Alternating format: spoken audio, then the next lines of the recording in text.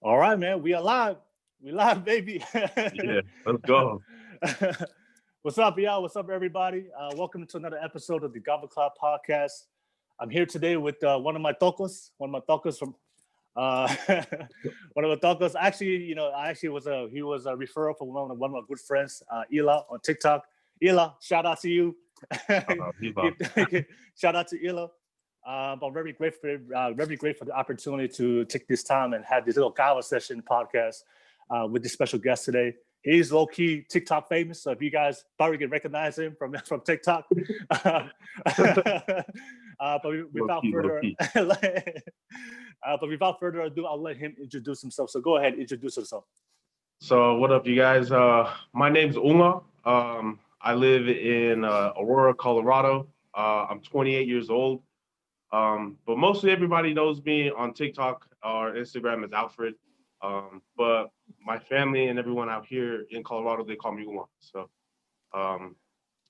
it's weird because my dad's side of the family calls me Fred or Feletti, and my mom's side calls me Unga. So I grew up with my mom, so a majority of people call me Unga, but I do answer to both Feletti or Unga. So yeah, that's me. For sure. All right, representing Colorado. I see you, bro. Representing Colorado out there. 303. 303. All right, man. Thank you. So let's get it started, man. So how did you grow up? When I was little, when I was born, I guess I have a big family. I got 4 full brothers.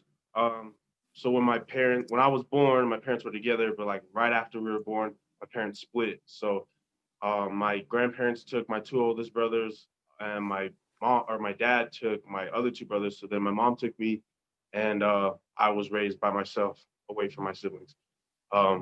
So I was raised in Tonga, actually. I was raised in Masila Mea. Shout out Masila Mea.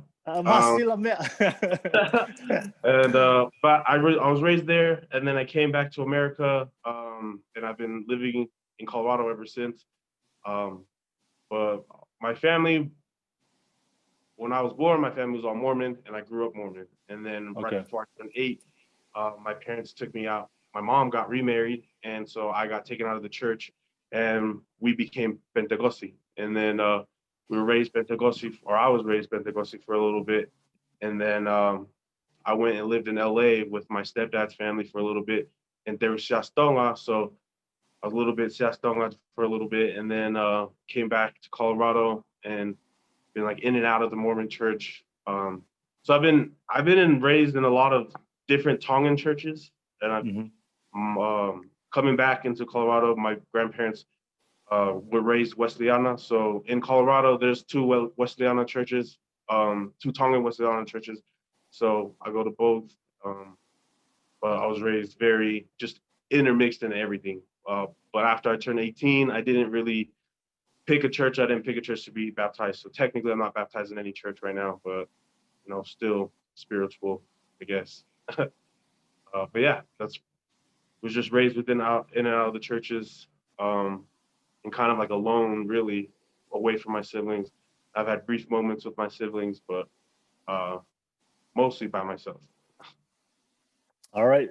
So you just said you haven't been baptized for every. So if you're watching this podcast and you're a missionary, hey, this is a potential client, right? Potential, right? Just gotta find him. He's somewhere in Colorado. You just gotta find him.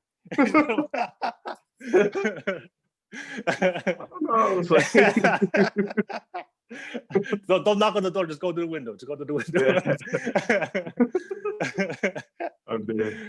I want to ask you. So what in your childhood, what was like for you in your experience? What was like the hardest thing growing up? No, in your childhood as a Tongan man. So for me growing up, the biggest, I guess, a really big thing that I had to overcome was just being lonely. Yeah. I felt at a very young age that I wasn't really ever heard. Like I was an afterthought. I was in the back burner. I felt like I didn't really have stuff. I couldn't really speak up and say things. Like I just felt really like unwanted. My growing up, my mom worked 2 jobs. And so before I get deeper into all this, I just want to let everybody know, like, I have mad love for my mom, mad love for my family. I love all my Yep. siblings. Like, I Yep. love Yep. them, and it's made me who I am today, and my family knows it, and so that it's worth it. Mm-hmm. But growing up, it was really tough because I didn't feel that love. I didn't feel any love really from my family. I felt like I never was heard, that they didn't care about me. But it was just a situational thing that we're in, like saying that my mom had divorced my dad, and then her growing up, it was just me and my mom most of the time. Like, and my mom had to work 2 jobs to support both of us, so she wasn't really there to raise me. Yeah. So, and then like we didn't really have phones back then like that. So it's not like I could talk to my dad a lot. Like I never really connected with my dad until adulthood, and it was kind of a little bit too late in a sense to connect with my dad. But it's just that, like, a really big thing is um just not just not like not that I didn't feel like I was wanted around, Yeah. like I was just really lonely. And growing up, like, a lot of people always thought I was annoying. Like, so I kind Why? of developed this personality Yeah. uh that everyone gravitates to me. Like, I'm Yeah. very open, I smile a lot, I laugh a lot, and I kind of have this persona about me, and I thrive in big settings, right? Well, there's a bunch of people, because my personality is really big. But I like developed that because I was just like an afterthought growing up. You know what I mean? Yeah. Yeah. You develop that outgoing personality to fill the void of being lonely as a Yeah, kid. like Yeah. because because it was just me and my mom, I think a lot of it had to do with my mom's divorce from my dad, that she never let me do anything. Like, my mom raised me like a girl. I could never go outside and play. And if I did go outside and play, I'd have to be like right there. Um, I wasn't allowed to have friends. I couldn't go hang out with my friends, go to their houses. Every time we went to other Tongan people's houses, I had to stick by my mom's side. I couldn't go play with the kids. If I wanted to go hang out with the boys, I could never hang out with the boys. Like, I was just stuck by my mom's side. And so I felt like I was very limited in what I could do. I think a lot of it is that my mom was scared to lose me. And so understanding that, I understand why I went through all that. But I think growing up, going through it just hurt a lot. Like, I couldn't be myself, I couldn't do this, I couldn't do that. And it's a lot like how Tongan girls are raised. Tongan girls are raised to be like that, very whakaapa, like, stay at home and you do the dishes and you do this, and you know what I mean? And you don't do anything, but you stay home. So that's kind of why I felt very, like, trapped growing up, because I couldn't do anything. And then my mom ended up meeting my stepdad, and at first I didn't really have a good relationship with him. It wasn't the best at all. Like, I tried to fill him as my father and have him, like, fill that role, but What age? Were you when he came in? about 8. 8. So Okay. yeah, right before I was gonna get baptized, which I wanted to get baptized at the time. They took me out of the church because he was Pentecost. So we ended up becoming Pentecost, and then um, my brothers had came and stayed with us for a summer, and they ended up getting baptized in the church, but I didn't get baptized. And we, like, were just raised Pentecost. Like, I've been to a bunch of conferences growing up with other Pentecost churches from other cities. Like, um, but yeah,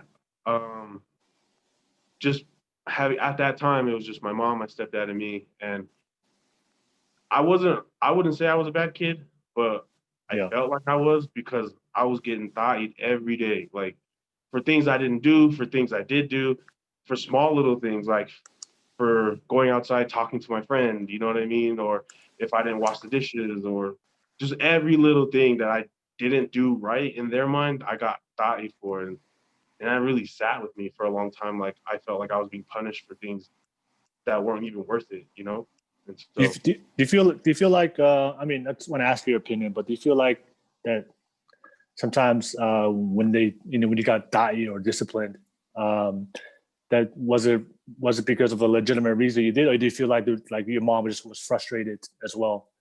And then sometimes, you know, because sometimes it'd be like that. Sometimes I've seen not only with my own life, but also with other Tongan parents, because of their own frustrations. And of course, in our culture, we don't really express, right? We don't really express how we feel. So if we don't express how we feel, people get frustrated.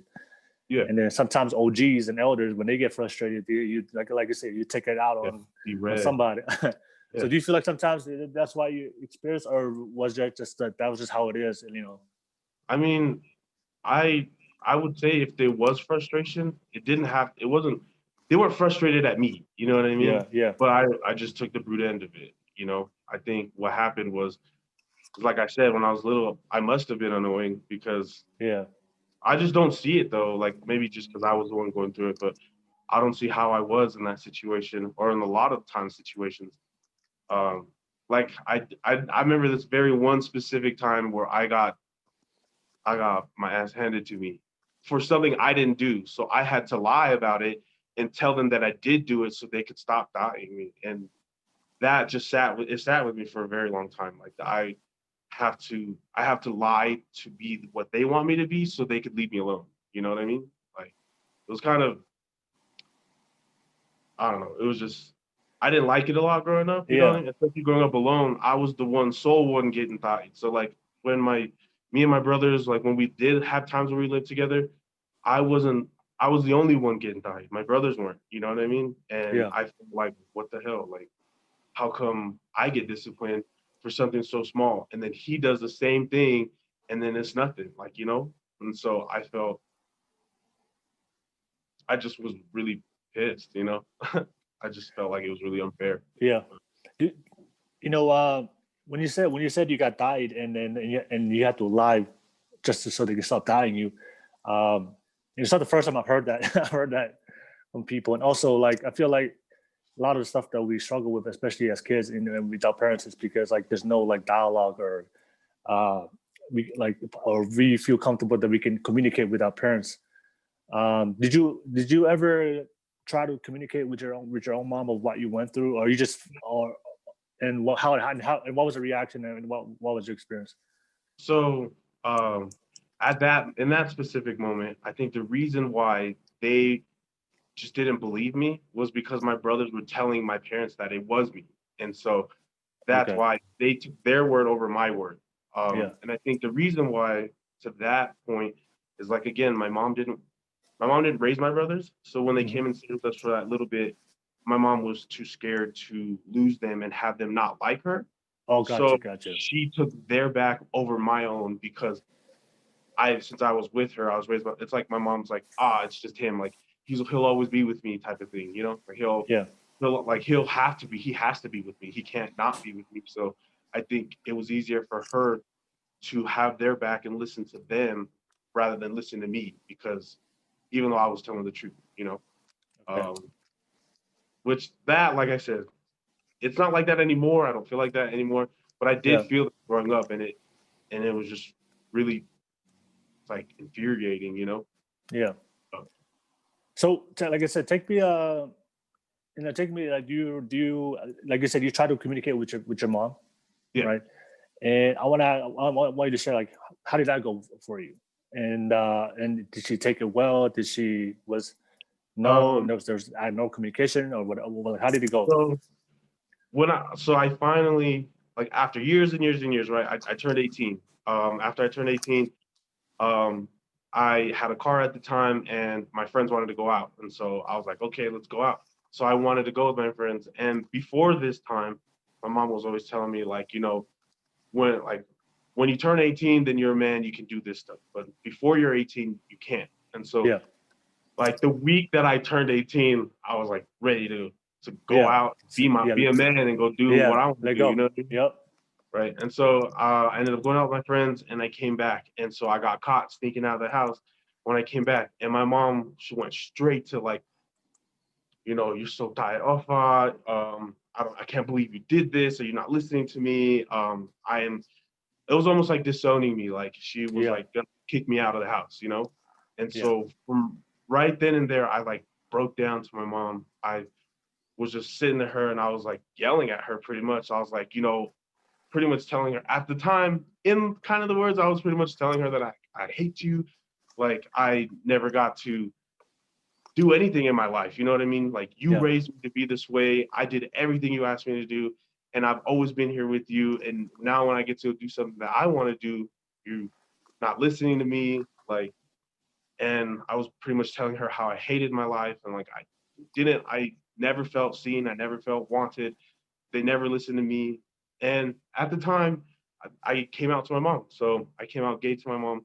And there, at that point, my mom kind of just like struck a little bit, because it's as if she didn't know. She didn't know that she was putting me through this and put me through the hurt that she did put me through. So we kind of, it was like a really long conversation of me just like venting to her and finally coming out and like telling her how I felt and how I was and who I am. And I felt after that moment, she actually saw me for the first time, like for who I was, And so that was a good thing.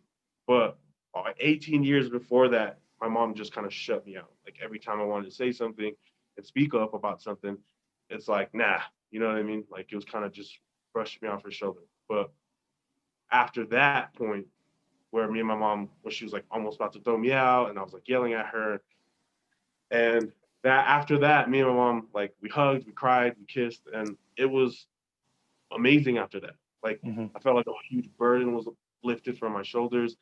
And ever since that day, me and my mom have been so close. Like I can tell my mom anything. I tell my mom everything, she's known everything about my life. Like I feel like I'm my mom's best friend. And so that was we had to go through what we did so we could end up where we are today. Because I love where we are today. Yeah, for sure. And I mean, that's deep right there. And I feel like what you said right now is like a lot of kids and a lot of Tongan kids or polys in general, like a lot of poly kids out there, they go through the same thing where they want to express to their parents how they really feel. Mm-hmm. A lot of times, if you're watching this, you're Polynesian, you can relate to this. And a lot of times our parents, they're tough. They raise us with a tough love. And some parents are tougher than others and more hardcore than others. So it can be difficult as a child, especially in America, right? Especially in America where it's more open here. It's more open. There's a lot more things to do here, and especially the culture. To hang out with friends, to chill and relax and just and do what normal teenagers or children do. Yeah, right? It's tough growing up as a Tongan kid, like as a first generation Tongan kid, where your parents are not used to this at all. Like they come here, and so like my mom and my dad got amnesty from Ronald Reagan's presidency, so that's how they became citizens. And so they became citizens and then started working right away. So it's not like they knew culture, American culture, or how it was. So then us growing up, or me growing up, like seeing all my friends getting to do this, I wasn't allowed to do that. We were supposed to be anga whakatonga, whakaapa-apa all the time. Like we listened to our parents, you know what I mean? And we just we're like we're living back home in the island. And it's just tough, I guess, that they don't understand that. Like my parents didn't understand that growing up, that we were going through such a culture shock, like trying to live this life and live this life and balance them out. And every now and then you trip and fall in both sides. And so I think that's why it's like a lot of animosity towards not your parents, but like towards your parents, Like, yeah. It's just a lot of, I feel like it's just years and years of built up frustration, like that we can't say what we want to say. Yeah. And of course as kids, and of course as kids, like we love, like as Polynesian kids, in culture, like we love our parents no matter what. Like we have a deep, we respect our elders, we respect our parents. Our parents is like we have them on a pedestal, and but that's like the conflict that we go through as especially Tongan kids here living here in America, is trying to live the normal American lifestyle, but at the same time, like we're trying to please and please our parents. And I think what I hear from a lot in my own experience, what I hear from a lot of Tongan, is what's hard is like voicing your opinion as a Tongan kid, because within our culture, voicing your opinion or speaking to your parents in a healthy, respectful way is still seen as disrespect. So it doesn't matter what you say or how you express yourself. If you speak to your parents or disagree with them, you're automatically labeled as a naughty, disrespectful a child, right? And in your mind, you're looking at. I can you probably look at yourself like, dude, I listen to you every time. I'm always obedient. Like I do all things, I do everything a while. But you have this, but they get mad at you and they tell you that you're being disrespectful. But in your mind, you can't like comprehend why, because you're a good kid at the end of the day. Yeah. So that must be tough. Yeah, it was I think a lot of times that I did get da'i when I was growing up, it's because I definitely tamutu all the time. But it's like you said earlier, like I speak up, and I always speak up. And if I see something that's wrong, I'm gonna say what I think is right, And it ended up getting me da'i'd a bunch of times, but like I speak up, and I think it definitely comes across as, ta'ahu'i, like you don't want to be shameful to your parents, but like I wanted to help them understand, So then like that's why I just didn't really say a lot until after I turned 18. And then after I turned 19, I think it's more, I guess it's like the understanding that my parents and my mom had, after having that really serious conversation with my mom, being able to speak up about certain things doesn't come across as ta'ahu'i anymore. It's understanding. And so now we understand each other on this level, and we can talk about stuff civilized in a civilized manner, rather than her just shoving me to the side, And to your point, you said something that I think that's a lot of kids who struggle with this, and especially a lot of kids who struggle going through this and have a lot of built up frustration. I think you said something that you said that now looking back, because now you understand your parents now. That you didn't really have that mindset and understanding when you were younger. But like you said, our parents, grew up in a different time. Because because one thing I don't want kids to do, especially when watching this and watching this content, one thing I don't want this to happen is for the animosity to build up and create more tension within the relationship between the parent and the child. I want the parent and the child to connect and have a loving relationship, right?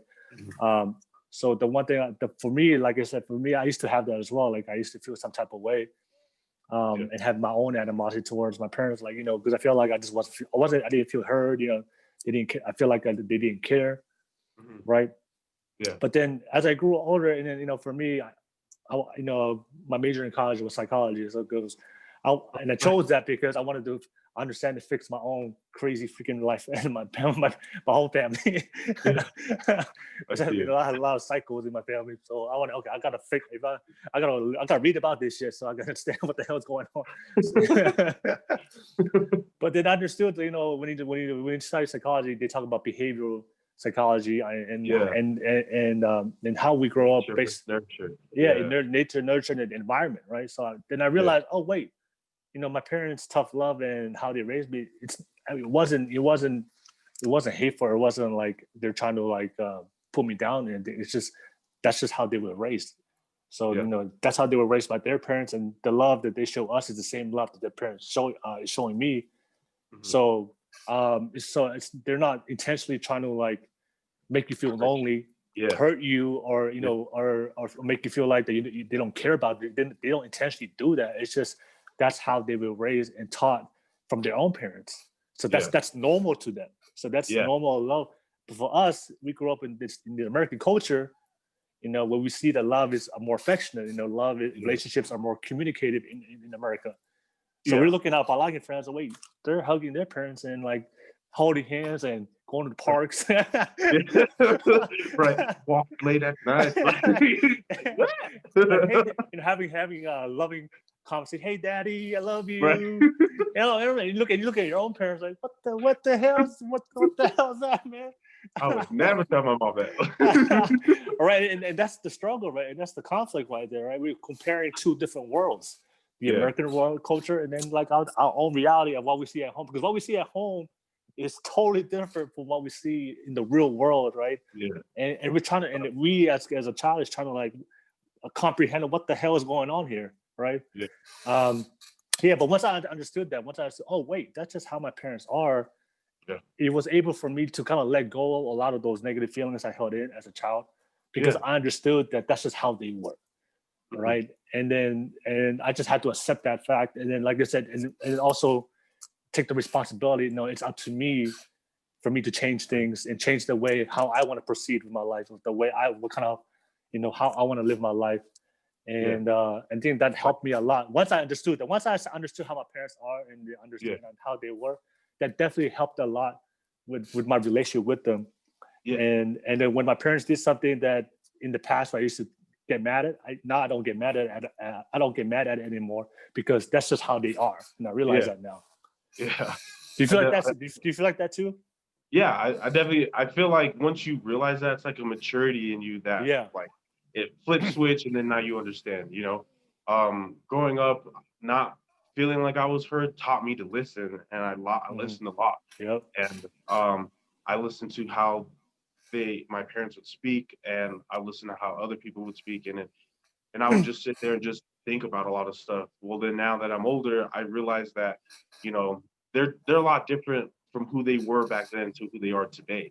And so I know that I understand that people change, and what they did, I know that their intentions were good, even though that I didn't feel it.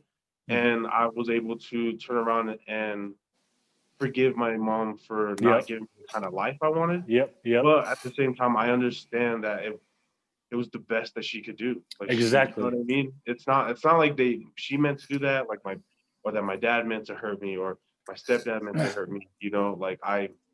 It was just a situational thing. It's kind of like being in the wrong place at the wrong time, kind of a situation. And so me understanding that, I was able to let a lot go. I didn't hold in a lot of grudges that I held. And I was able to feel a lot better about myself, because I ended up being this great person.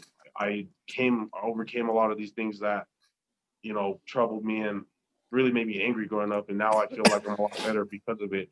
I don't try to make excuses all too much, you know what I mean? Because of what I do.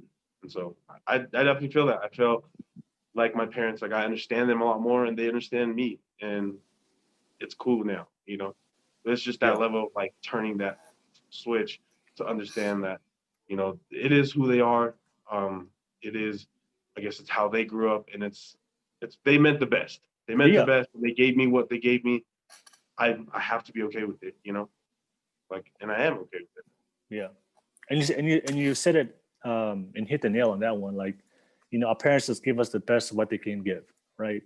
For a lot of kids out there that's watching this, whatever your parents are giving and doing for you, that's the best they can. Yeah. Because that's all they know, right? So it's not their fault that they didn't learn the American culture of what we see with other parents, with other kids, right?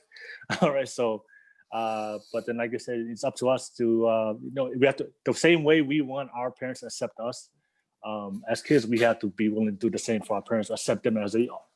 Because, Amen. All right, because as we have our own flaws and mistakes in our own personality and who we are, then our parents are not perfect either. So we have to be able to reciprocate that, and then we can come to the understanding. That's when you're able to let go and just be okay and move on and stop blaming your parents, for your life and for your drug problem and and why you drink, right? All right, so so if you're watching this and you're probably drinking and smoking, that's just not your parents' fault. That's your choice. Get your shit together. Come on. Let's do better, y'all. Let's do better. Right. All right. But I do want to touch on something that you did share. I think was I want to go back to that moment where when you finally express how you feel to your mom. Yeah. All right. So because I feel like that if any kid right now that's probably growing up the same way you did, that moment's gonna come eventually. Yeah. I mean, it's inside of you. It's gonna come out. Yeah. Like I said, I feel like I always tell people, if you hide shit. And if you hide your feelings, if you hide what you go through, and it's a ticking time bomb, eventually it's going to come out one day. All right, Yeah. intentionally or unintentionally. All right. It's gonna be a word vomit or real vomit. It's gonna come out. Yeah. So I do want to ask you. So when that happened, what was your, what did your mom say back to you? Because I feel like I am interested here. Like, what was her, You know, or what did she say back to you? after she expressed like how she was just really frustrated with me and that she thought that I wanted to be like this hoodlum, right? Yeah. And I kind of yelled at her and I was just telling her how I felt, how I didn't feel like my life was really this and this and that, right? And I was just giving her the whole thing. Right after that, my mom was angry, she was crying, but she had stopped crying for a little bit just to look at me. And then the biggest turning point was when I came out to my mom and had told her that I was gay. Yeah. She kind of just looked at me, and it was almost as if like I could see the wheels turning in her head. You know what I mean? And things were slowly turning for her, and really, I think she was starting to open up and really understand what I was going through. And how I've held a lot in from her, and she like to her and to her she like didn't know. She didn't see anything. She didn't have any inkling that that was going to Yeah. be what it was. And so I But think plus, me plus sharing, she was working all the time. So it's not like yeah. she didn't. Yeah. Yeah. And my mom was just, yeah, and like she was working all the time, working two jobs all the time. And she didn't really get to see me too much. But I think after that, she had realized that there's a lot to me that she doesn't know, that she doesn't understand. And I think in the sense of her thinking that she might lose me, I think she finally listened to me, and that I was like really, I shared something very deep about myself, and that something I wasn't, something that she wasn't really aware of. And I Yeah. think that's like what I said, like I started seeing the things in her head to start turning, and she started to understand who I was. Or I guess not understand, she was trying to see who I was. Yeah. And I think after that moment, I think it's weird. Like, it's not that I could see everything flow out of her, but I could see it. Like Mm-hmm. the stresses that we had on everything in life that was going on at the time, just kind of washed out. You know what I mean? Like Yeah. I had all these things about myself that, and I was just really in a tough situation, but I kind of let all my troubles go too. Like I just, tapi hokuloto. But yeah, it was amazing. After that moment, my mom got to really, open up to me, start speaking to me, and that day actually we were so nice to each other afterwards. Like she had went and got some food, like we had some cake, and it was kind of chill. But I think it was really tough getting to that moment. Like I was honestly really scared to talk to her, and I didn't really bring it up until she kind of came full force at me and wanted to kick me out of the house, and that's when I kind of just like, you know what, like F you, kind of, you know what I mean? Not like that, not literally, but metaphorically, just Yeah. have it. And I think it made our relationship a lot stronger, a lot better. To anyone that's listening, if you have this situation with your parents, like I'm not saying go out there and do what I did and like yell at your parents, but it is important to sit them down and have that kind of talk. I definitely think that um, you should say something if you really have something inside of you, and if your parents really love you, like your parents do love you, they will listen. You just got to present it in a way that they're going to listen. Like I said, I don't think you should go and yell at your parents like I did, but it worked in my situation. And I was able to speak to my mom about it. And I guess on the other side, later on in my adult years, me and my dad kind of have the same situation where, so my dad like finally came back into my life and was like playing a role in my life. And so like my dad ended up getting remarried with another Tongan lady, and they didn't have kids together, but she already had kids. Mhm. So her kids to this day I claim as my blood, as my real brothers and sisters, like because they have been everything to my brother and my dad and everything. Mhm. And to my brothers that were raised with them, like I love them and everything. So she has a girl, I have a stepsister who was getting married a couple years back, and we went to we were at the wedding, and right, it was the night after the wedding. We had a little family where everyone came together and we're all sitting there. And so a lot of her cousins had came from New Zealand. And so we're all sitting there talking and stuff, and everybody was like giving good speeches and stuff, like as they do at Tonga family. And my dad's turn came up there, and my dad kind of was just telling them like that he wanted me to be like them. You know what I mean? Like he wanted me to be, and how I took it is that my dad wanted me to be religious. He wanted me to, go on my mission. He wanted me to stop being who I am and to be like them. And so and that's kind of like the way he said it in Tongan just made me feel some type of way. So I ended up getting up from the family and I left. And I just didn't want to talk. I didn't want to talk to him. I was like pissed at him because like, how are you going to come into my life way after everything happened? Yeah. And you're going to play this role and you're going to tell me that you think it's best for me to be this way. Like I kind of rejected my dad at that moment. And so me and my dad kind of was sitting together too. And I was like telling him about who I am. And my dad only heard through the grapevine that I was gay, but I never really expressed it to him.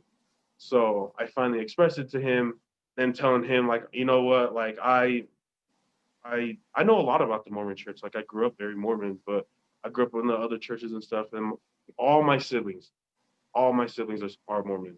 The only people in my family who aren't Mormon are me and my mom. And I didn't want to, like, after being 18 and being taught lessons again and everything, I didn't want to become Mormon. Just a personal choice. And I think my dad was just conflicting ideas in his head. He didn't really understand. So I had to lay it down to my dad, like, this is who I am. And this is who I've been. I've been this person my whole life, My dad isn't a very aggressive person. He's not very, he doesn't like confrontational. Yeah, he's not like that. But my dad's very strong-willed though. My dad, and he has a really sharp tongue. But he doesn't really hit us, Like he's like passive aggressive. He's good at being passive aggressive. Let's say that. He's really good at it. But he can be aggressive. My dad, growing up, I guess my siblings have told me that my dad's very aggressive. But anyways, having this kind of talk with my dad and being able to be upfront with my dad and tell him who I am, I think it's almost the same kind of sense that my dad felt like he might have lost me. And after technically losing me throughout the years, because I never was with him, I think he didn't want to have that void between us anymore, And so my dad he doesn't accept gays, but he accepts me as a son. So he loves me as a son, but doesn't I guess support my lifestyle. So that's a big step for us. You know what I mean? Like I don't need him to accept that. I just need him to accept me. And so as long as he accepts me, that's good enough for me. And I love that. And I think that it goes to, I guess, for everyone else that's listening too, that has issues like this, that are gay Polynesians, gay Tongans, and they don't have a good relationship with their parents.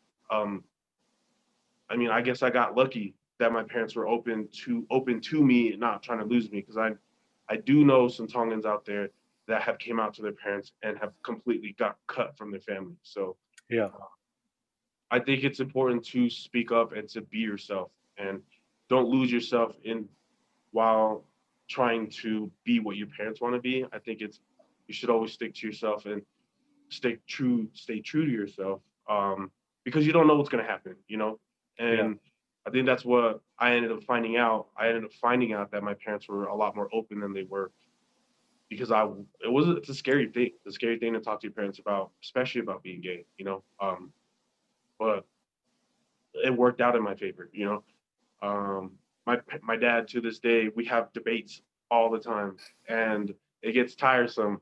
But my dad doesn't support the community, doesn't support LGBTQs, but will support me, And so I think it's very important to say something. To speak up.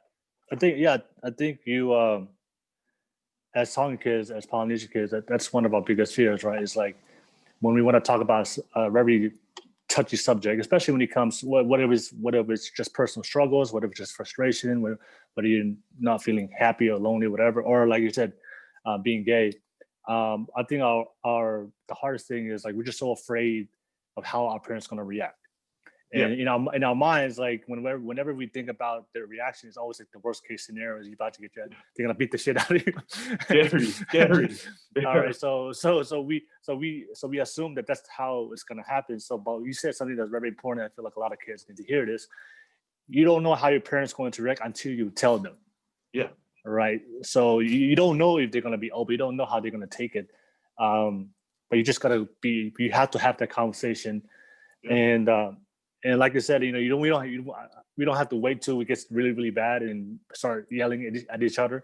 I do hope that based on kids or people that are watching this podcast, that you can have these conversations a lot earlier. Yeah. As early as you can. As early as you can. I think it's better if you can have it as early as you can. You just have to prepare yourself. You have to prepare yourself to what's going to happen. But like you said, because once your parents knows, okay, this is how you really feel, and this is how I really feel, and you're very, and they see that this is not, this is who you are as a kid.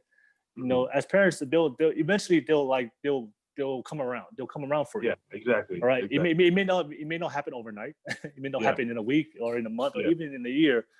But if you voice your opinion to your kid, to your parents, and let them know this is how I really feel and this is how I'm going to be. Eventually our parents, eventually it's gonna happen. Like relationships is, it's not perfect. All relationships are not perfect, but it will happen over time. And I do want kids to have that conversation as early as possible. And you explain it, right? You don't know, if your parents end up being open, hey, great, right? Yeah, they're loving. Hey, great, works out for you. If they don't, and you end up getting cut from the family, hey, as long as you stay true to yourself, exactly. You know what I mean? Like you said, like it may not be right away overnight. It'll take a long time. Like in my own personal experience, my mom was overnight. Like literally in the instant, my mom changed, and I could see it in her. My dad, it took him a lot longer to come through, and I've noticed that within our community, because like the men in our community and being Tongan, like Tongan men are very strong. They're masculine, very masculine. Masculine. Like out of a lot of cultures I've seen, the Tongan men, in my mind, are like the epitome of masculinity because they're very, very masculine. That's how we're taught to be and raised. And I think the scariest Tongan guys are very, I don't know how to explain it. They're like that. You know what I mean? It's like you don't want to. I don't want to get my ass whooped by his dad. I'd rather get my ass whooped by his dad. but anyways, my dad, it took him a while to come around. My dad's very religious and he's very super, super Mormon. And it took him a while. He had to wrap his head around it. He had to think out. He had to look down this road. How do I see myself? And so after my dad, it took about a good couple months, for him to actually speak to me. And then probably like a year for him to actually understand. But where we are today, my dad it's like I can see in his head, he has a glimmer of hope that I'll marry a woman and have children someday. But it's not happening. I like his attitude though. I like the optimism. I love the optimism, by the way.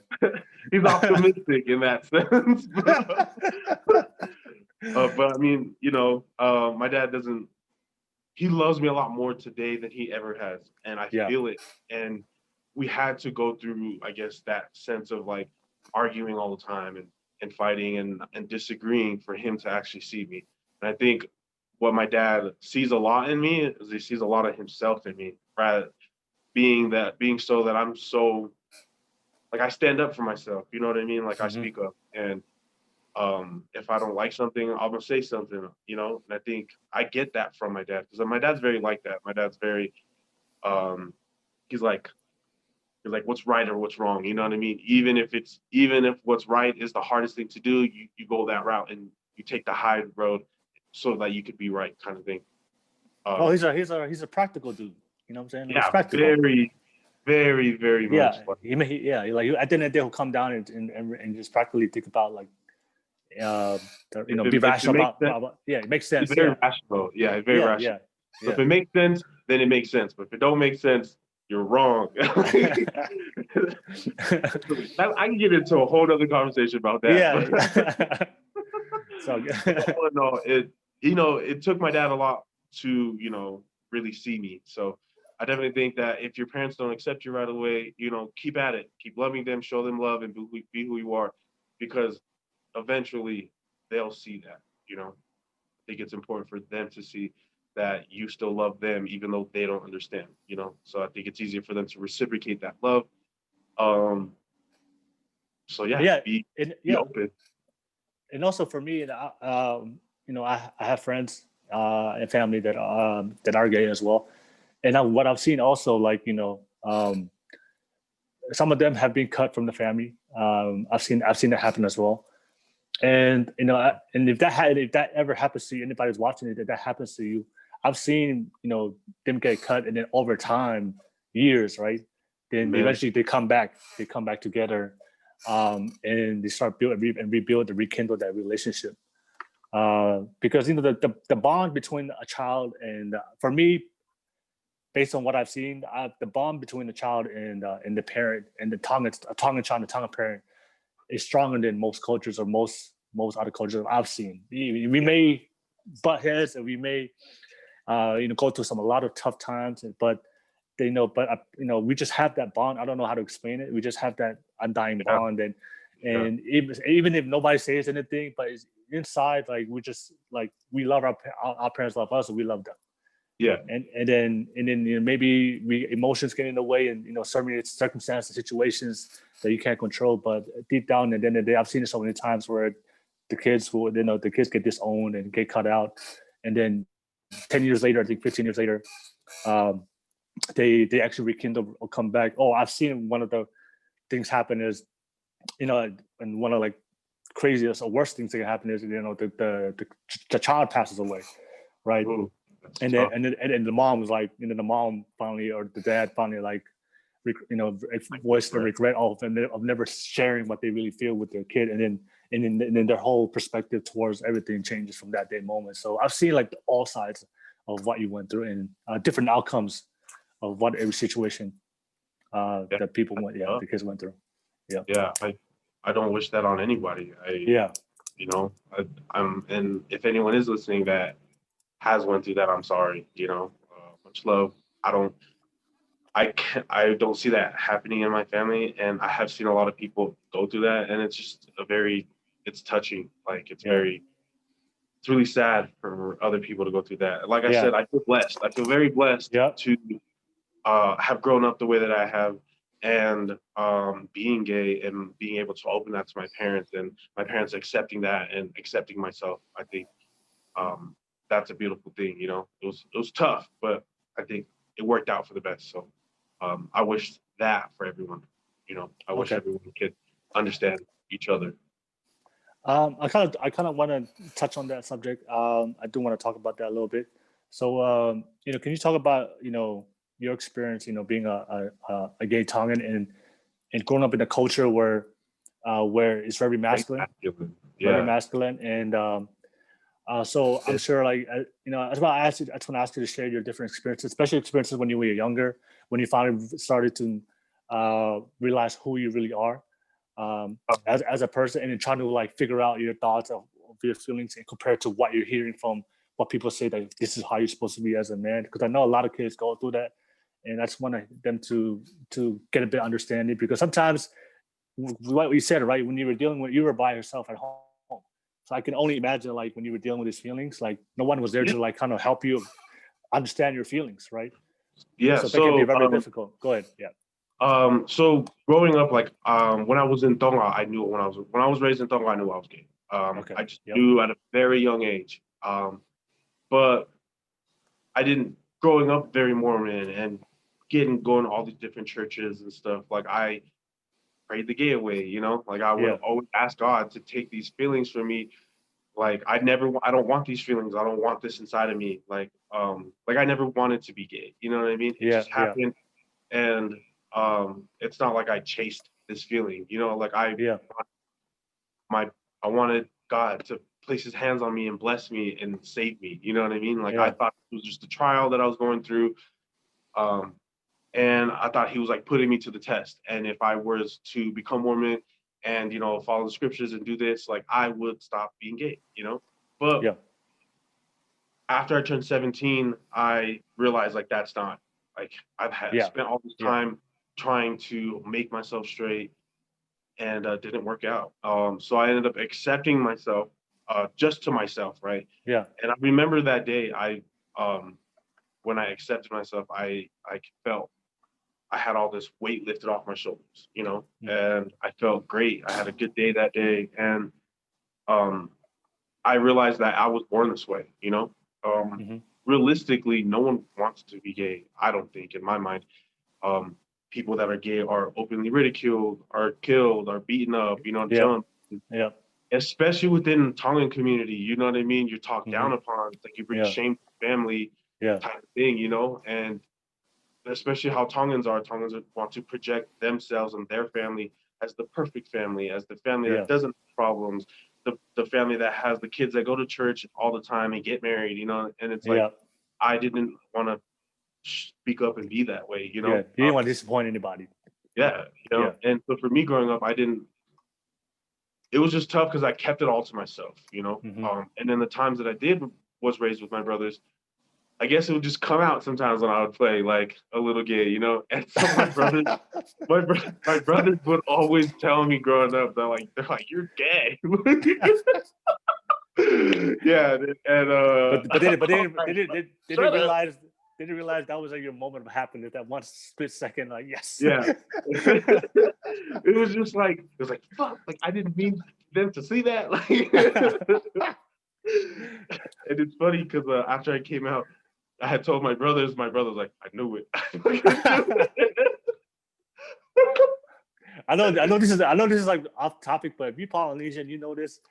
The way we joke around without humor and the way we play pranks, sometimes you be a little borderline kind of okay. Yeah. Even my Sometimes own the wrong friends, I'm way. like, it's like, even my own friends, like sometimes I'm like, hey, I don't have to. Are you?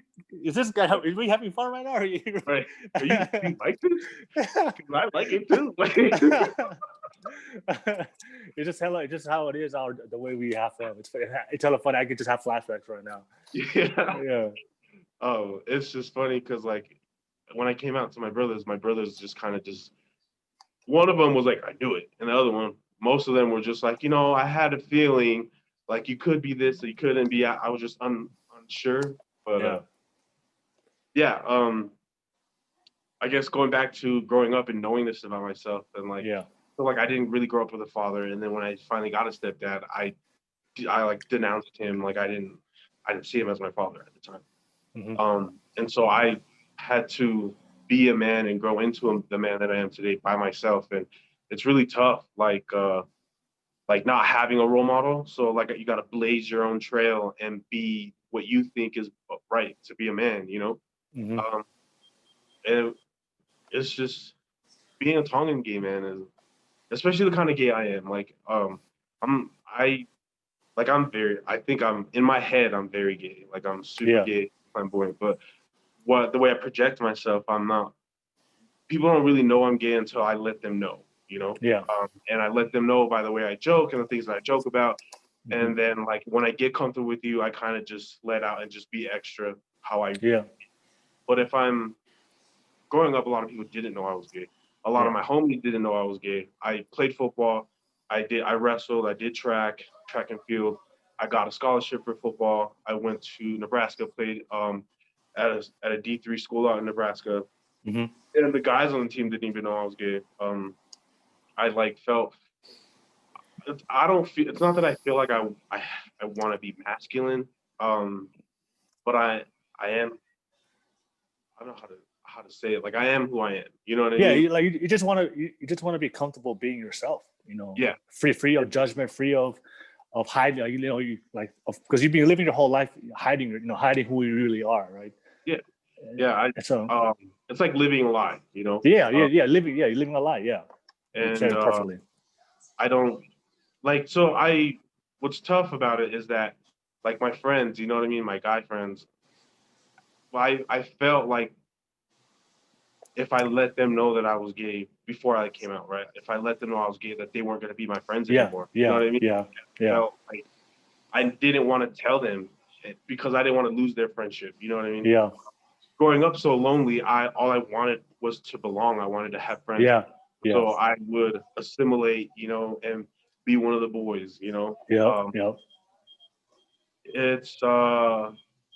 It's kind of like trying to live up to a standard, though. I think it's really tough. Being gay and being Tongan and the kind of gay I am, I feel like I have to live up to a standard. Mm-hmm. And I'm like realizing now, like within the last couple of years of my life, like it's not that to live up to the standard, I have to be the standard. So instead of looking up to a person, I have to be that person so people can look up to me. You know what I mean? If that makes sense. Like, I want to. No, I think it's what you said. A lot of times, I think what you're trying to say is a lot of times what we do is to feel accepted or feel validation. We try to be what everybody else wants us to be, but then you realize in life that you have to be yourself and attract the right people. Yeah. Right? Like you have to attract the people that you want, your friends that you want for your life that's going to accept you instead of trying to run around and please everyone and be somebody you're not, which is what a lot of people do, especially early in their life. Yeah, I feel like it's very being yourself is like the biggest thing, right? And I guess you just learn it in different facets of your life. Like so, like being in the gay community, I've been to a bunch of gay bars and every time I go to a gay bar, I feel like I'm not accepted. I feel like the gays over there think I'm too straight. But then I hang out with my guy friends, with my straight boys, and they think I'm too gay. So like the straight people think I'm too gay, the gays think I'm too straight. It's like I don't really have a place to belong. And it's weird. And then I don't understand it myself. Like I went to Miami not too long ago. And I went with one of my gay friends, right? And so we went to this bar and all these guys were like going after him because he's like this big beefcake. But they weren't talking to me. You know what I mean? Like they were just kind of like, it almost looked like they were not intimidated, but they were just kind of staring at me like, is he straight? Is he gay? And so I felt like they didn't accept me, you know? Yeah. I thought I was pretty gay. I thought my outfit was gay. I ended up talking to some dude and I ended up being friends with him. Like we're still friends to this day. Yeah. And he was telling me that because of what I was wearing gave off this very I mean, what were you wearing? What were you wearing? I have a picture. I was wearing a button-up shirt and a fedora. Like, you know, Miami, like Florida vibes, right? No, that's a straight man's. That's a straight man's. But my thing is, I look cute. You know what I mean? And gay guys like straight guys. You know what I mean? Yeah. So, anyways, I was wearing. That's what I was wearing, and this guy was just telling me that I was like intimidating to them because I didn't give off the typical vibe. Yeah. You know what I mean? Yeah. Which I noticed in the gay world and in the gay community, they're very, for a community that says that they accept everybody, they're very judgy. They're very, if you're not part of their clique, then you can't sit with us, you know? And yeah, I can go on about that, but it's all good. It's tough, I guess, growing up being gay. And I guess what I do want to say is that that's why I love TikTok. I love making videos and being myself in a video because I'm trailblazing my own personality, who I am. And what I've noticed is that through the videos that I put out and through the content I want to make and stuff, I'm able to be express who I am on the inside.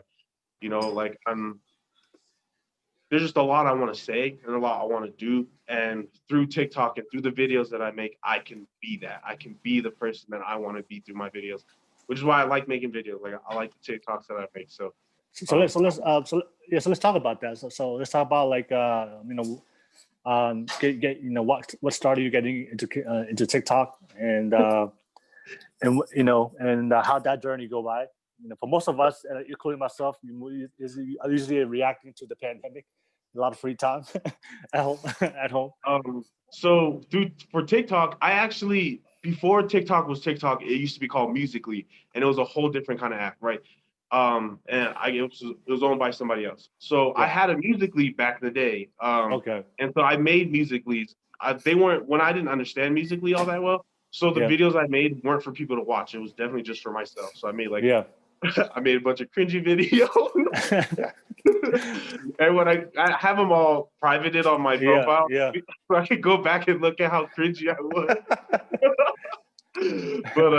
But that's what I started making that. Well, Netflix had dropped a show called The Circle, and I wanted to be on The Circle like so bad because it was yeah, for all those who don't know about the show, can you explain it? Because I don't know what the Circle is. So The Circle, right? It's a reality TV show. So growing up, I like reality TV because I have a really big personality, and I've always wanted to be on one. Well, Netflix came out with this show called The Circle, and The Circle is this reality TV show. Pretty much the idea is you get a bunch of these people and you put them into an apartment, and all these people have their own apartment. And so for you to stay in the circle, you have to be generally liked by everyone. You have to get everyone in the room to like you. The thing is, though, is the only way you can communicate to these people is through instant messaging and through a profile, kind of like Facebook or Instagram. Yeah. You can only know these people through their profile. So they could catfish, they could be themselves, they could be like, you could be a guy being a girl, you could be a girl being a guy, you could be a fat girl being a skinny girl, you know what I mean? So on and so forth. So, well, you could be yourself. You could be unapologetically yourself. So I thought this show was right up my alley. Like I'm really good at getting people to like me. I'm really good at making everyone feel inclusive. Like I think it's like my strong suit. So I wanted to be on the show. And for you to get on the show, it's like a social media show. So I was building up my social media. Like I had, so back in the day, in 2015, I was getting a lot of followers. Like my pictures were all on Instagram. I was on a lot of like shout out pages and stuff. So I Polly shout out pages, and that's how people got followers and stuff. So like I was making my way there. I was becoming like a regular face, you know.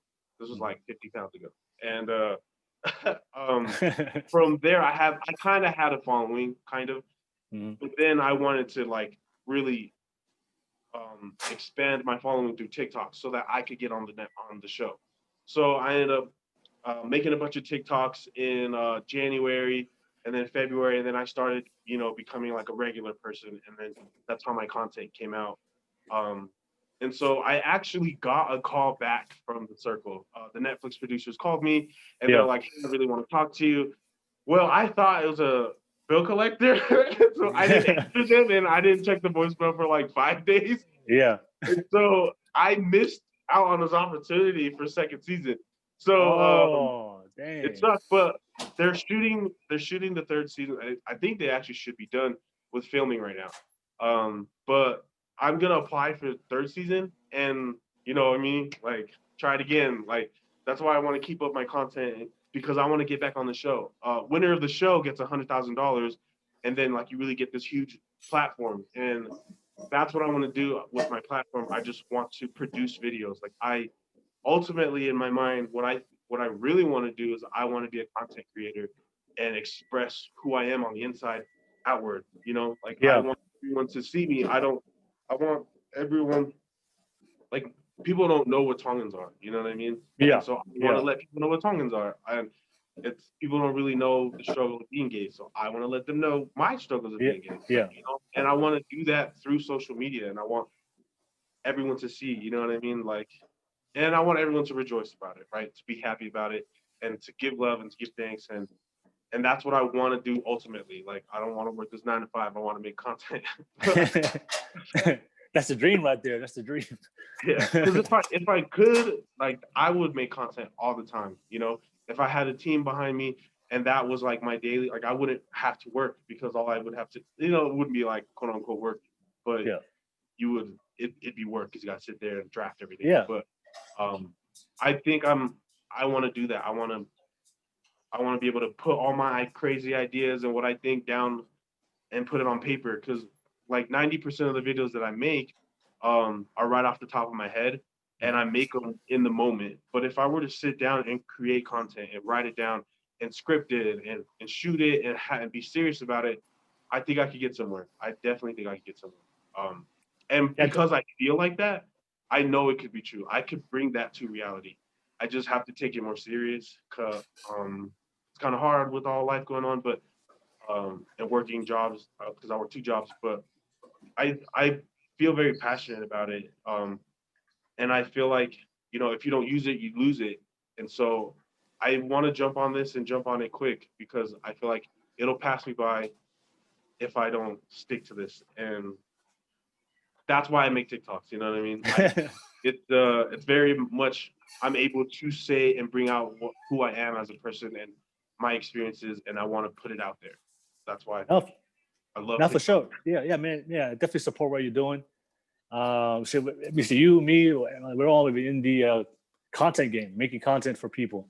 So people don't realize that stuff is hard, man. It's hard to because like making content. A lot of people think you're just putting up on camera and then it's like takes 10 seconds to make a video, but there's a lot of editing, sometimes a lot of reshoots we have to do, and especially when you have to create new content every day, that can like take a toll on you, especially when your creativity. But but we gotta do what we gotta do. So definitely support your boy out there, man. Follow him. I'll make sure I have your TikTok info and Instagram down on the bottom of the video. Make sure you love and support him.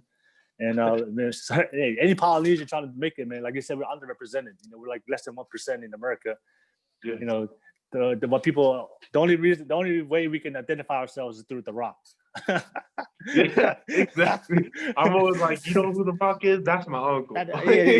That's my uncle right there. That's me right there, man. I know. I definitely use that reference a lot. So shout out to The Rock, making it happen. But my Uncle Rock. Right, yeah. But like you said, Polynesians, man, we have so much talent potential that because most people think of us is just a stereotype of Tongans, right? Just the haka all the time. Yeah, the haka, playing rugby or just playing sports. Yeah. A security guard or something. The highlight. What do you call it? The airport dude on the highway, the directing. That's me. Traffic control. Yeah. A ramper. Yeah. A ramp. Oh, the rapper. Yeah, the rapper. Yeah. Shout out the ramp. Airport ramp life. Right. That's a whole other topic we can talk about. For real. But yeah, man, yeah, and that's why I'm doing this, man. Also, like, not only everybody gets to share their story, but I think it's powerful to give opportunities for all polys and trying to make it happen. Because I feel that, man. Hey, so how because I know a lot of there's a lot of polys out there that want to make content. So like, what do you number one, what's your advice to any Polynesian out there that wants to make content? Also, like, what are the difficult things you had to go through as far as making content and dealing with the criticism and negativity that social media tends to have? So I guess I've just been blessed all around. I haven't really had negative feedback yet. You know what I mean? Yeah? So that kind of like, I kind of want to keep making content so I can get negative comments, because once you get negative comments, you made it. You know what I mean? You made it. Yeah. But I don't get negative comments. I think a big piece of advice though is to be yourself, create your own content. And if you have a spin-off idea of what somebody else did, like, do that and credit them. But I think be yourself. What you think is funny, you'll be surprised about how many other people think it's funny. You know what I mean? Exactly. And so one thing that really irritates me a lot are guys out there who take off their clothes and they shoot videos. Like you have, to me, I'm like, bro, you gotta have like original content. Yeah, you know what I mean? Originality. Exactly. Like you gotta be a person. You know what I mean? Like, no, there's nothing, to me, in my own mind, there's nothing more sexier or like hotter for me than a guy that is good looking but is very smart, is very lucrative in their content, is like, you know what I mean? Their content is creative. If you're just a guy showing like big or a girl, and a girl, or too. That too, yeah. If you're just a girl and then that's what you do, is you thirst trap. I think. Yeah, it's like the what do you call it? Bait click. That's how you get people to to bait him to Yeah. come to watch the video. It's just the only way you feel Yeah. like that people will be you are interesting is your body. Yeah. Yeah, you know what I mean? And you're sexualizing yourself. Yeah. There's not, to me, in my own sense, like that's not how I would go about it, you know? And that's why it's just not my favorite kind of content to watch. Like every time it comes by, I just swipe up because like it's I don't. Yeah. To me, you gotta have like, man, I had a really good word for this, but you just gotta be a person. You know what I mean? Yeah. You gotta be. I do want to. You gotta have personality. There you go. Yeah, You gotta have personality. That's what it is.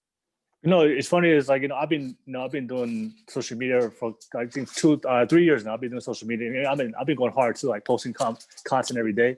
I see. And now I'm trying to post a podcast daily. So that's another challenge in itself. But it's good. You're going off strong. Yeah, for sure. So, but one thing I see a lot, and just to piggyback on what you said, look at it. Number one, I'll put out there, be yourself. So like, I don't care what you do. If having, if you having a shirt off and dancing in a bikini, if that's what makes you happy and that's your personality, hey, do you. I'm not here to judge. I'm not here to say what's right or wrong. Everybody is unique.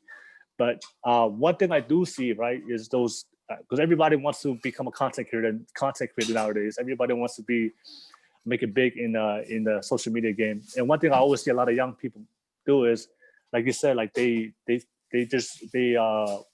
sexualize themselves or to gain followers or to like attract people to be able to watch, for views. Yeah. But one thing I do see, and if you're doing this, listen to this, because I feel like it can help you out. That gets old eventually. Yeah. Quick. Right? Real quick. So because for me, I'm a big I study. For me, I study whenever I'm doing something. I always want to figure out how to do it the best way possible. So one thing I like to do is study social media influencers that have made it and see what they're doing, because I want to learn from everybody, so that way I can apply it to my own platform and grow within myself. And one thing I always see that makes a great social media influencer and why they grow so big is because of their originality. Exactly. Right. So they stay original in a world where everybody is trying to be perfect, in a world where everybody is doing the same thing. When you are original in your content, in your thoughts, in your way, in your own humor of the way you express yourself, you stand out from everyone. Exactly. You have to stand out. And then if you keep doing the same thing what everybody else is doing, you think about it, you're doing the same thing everybody else is doing. Yeah. So nothing makes you special. Comes here? Exactly. There's a million guys with no shirt on, make dancing video no shirt on. There's a bunch of girls out there in bikinis. Yeah. What's gonna differentiate you? And then the saddest thing to see, and I see this happen a lot, is when they do realize that, eventually when they start realizing it and they try to transition from that and really share their original thought ideas, people are like people push back. People are like, hey, people actually go. I've seen it on the comments. Hey, stick to modeling, and like people push back and hate on what they say because you built that image, and that's what people expect out of you, is just to show your body. But then when you start voicing your own opinion, all those followers that you thought that followed you, they don't follow you because of your thoughts or ideas of who you are. They follow you because of your body. And then when you try to transition from that, it's gonna be extremely difficult to do that. Yeah. I want to add on to that. I've noticed, so like me growing up, I was, like I said, like people thought I was annoying, and I wasn't always the best looking, and I was like a diamond in the rough, So what I did was I worked on my personality. I became funny. I became a person that you wanted to be around. You know what I mean? So throwing my personality out there it's a lot easier for me to do. It's like confidence. Yeah. And what I notice in people that are good looking and do have the body and stuff, that they don't really have original personality. It's something that's really tough for them. It's tough for them to I guess, to cultivate, And so I've seen a lot of people who do transition, and when they transition, they let out their thoughts. And now we know that on the inside, you're a lot uglier than you are on the outside. Yeah. I think a lot of things that you're saying make you look bad. And so I think it's like, when you see that, it's like, oh man, like I wish you didn't say that. You know what I mean? Because now I used to think of this of you, but now it's just, whoa, bro. Like, you're a whole different person than I thought you were. So Yeah. I think what's a blessing is that I ended up getting good looking, so I was able to.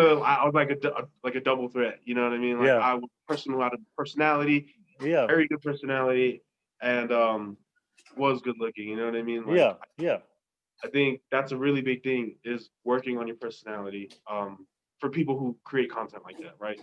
Um, Yeah, and also what you said, like, and if you do make that transition, right? If you do make that transition into finally revealing your personality, luckily for me, when I started, nobody watched my page. So the great thing about starting when no followers and people barely watching or coming to your profile, like you get a chance to just be yourself. yeah, And if you've ever, yeah, if you go look at my page and look at the first year when I posted content, that's just years of myself just talking to myself on the camera, making jokes, and that was in that way, like you said, I was building my own personality and just be comfortable being myself. yeah. And then eventually over time, and I started to attract more people, and then and like I said, now like I can be myself on social media, and I don't have to change who I am. Yeah. And it's real fun to make content knowing that I don't have to hide anything. This is what you see. Or be this persona. To be this persona.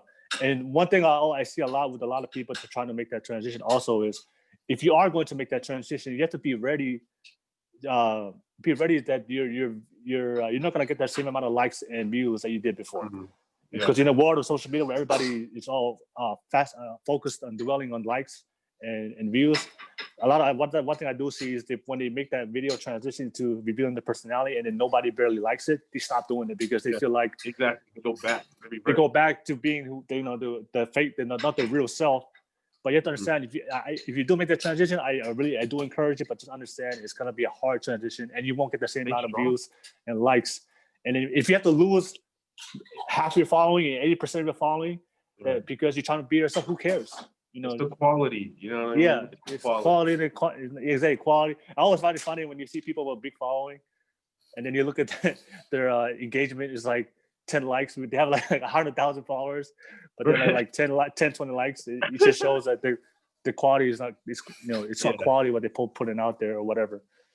So, but has people reached out to you ever since you started doing your page and like, I'm sure you touch people's lives and give them hope and encouragement, especially people out there. A lot of like the content I like to create is just funny. I like to be funny. I like to be unapologetically me. Like I have one wig. I need to get some more, but I have one wig, and I want to capitalize off that. But that's the kind of feels I give. I give off funny vibes. I give off, relatable vibes, and that's what I want to be. The people that have reached out to me are people that enjoy laughing at me, like laughing with me, laughing at me. Yeah. That's the kind of, and it makes me feel good. It makes me feel good that what I do and that my videos make you laugh and are relatable to you, and that's the kind of person that I want to be. And those are the kind of people that reach out to me. I have gotten requests for like podcasts, you know what I mean? There's this other Tongan, he's Tongan and Samoan, but he does podcasts and he like talks about the gay community and like being Islander and gay. And his podcasts are so funny, like they're hilarious to me because he's just like shooting the shit with his friends, you know what I mean? Yeah. And he has different segments, and I enjoy listening to his podcast because they're like so funny, you know what I mean? Stuff that I would talk about and like that, I've been hit up by people like that, I do get a lot of like comments of like people telling me that I'm really funny and that I make them laugh and my video made their day, and it makes me feel good. Like it makes me feel good that I get that attention, I don't go searching for, I guess, validation.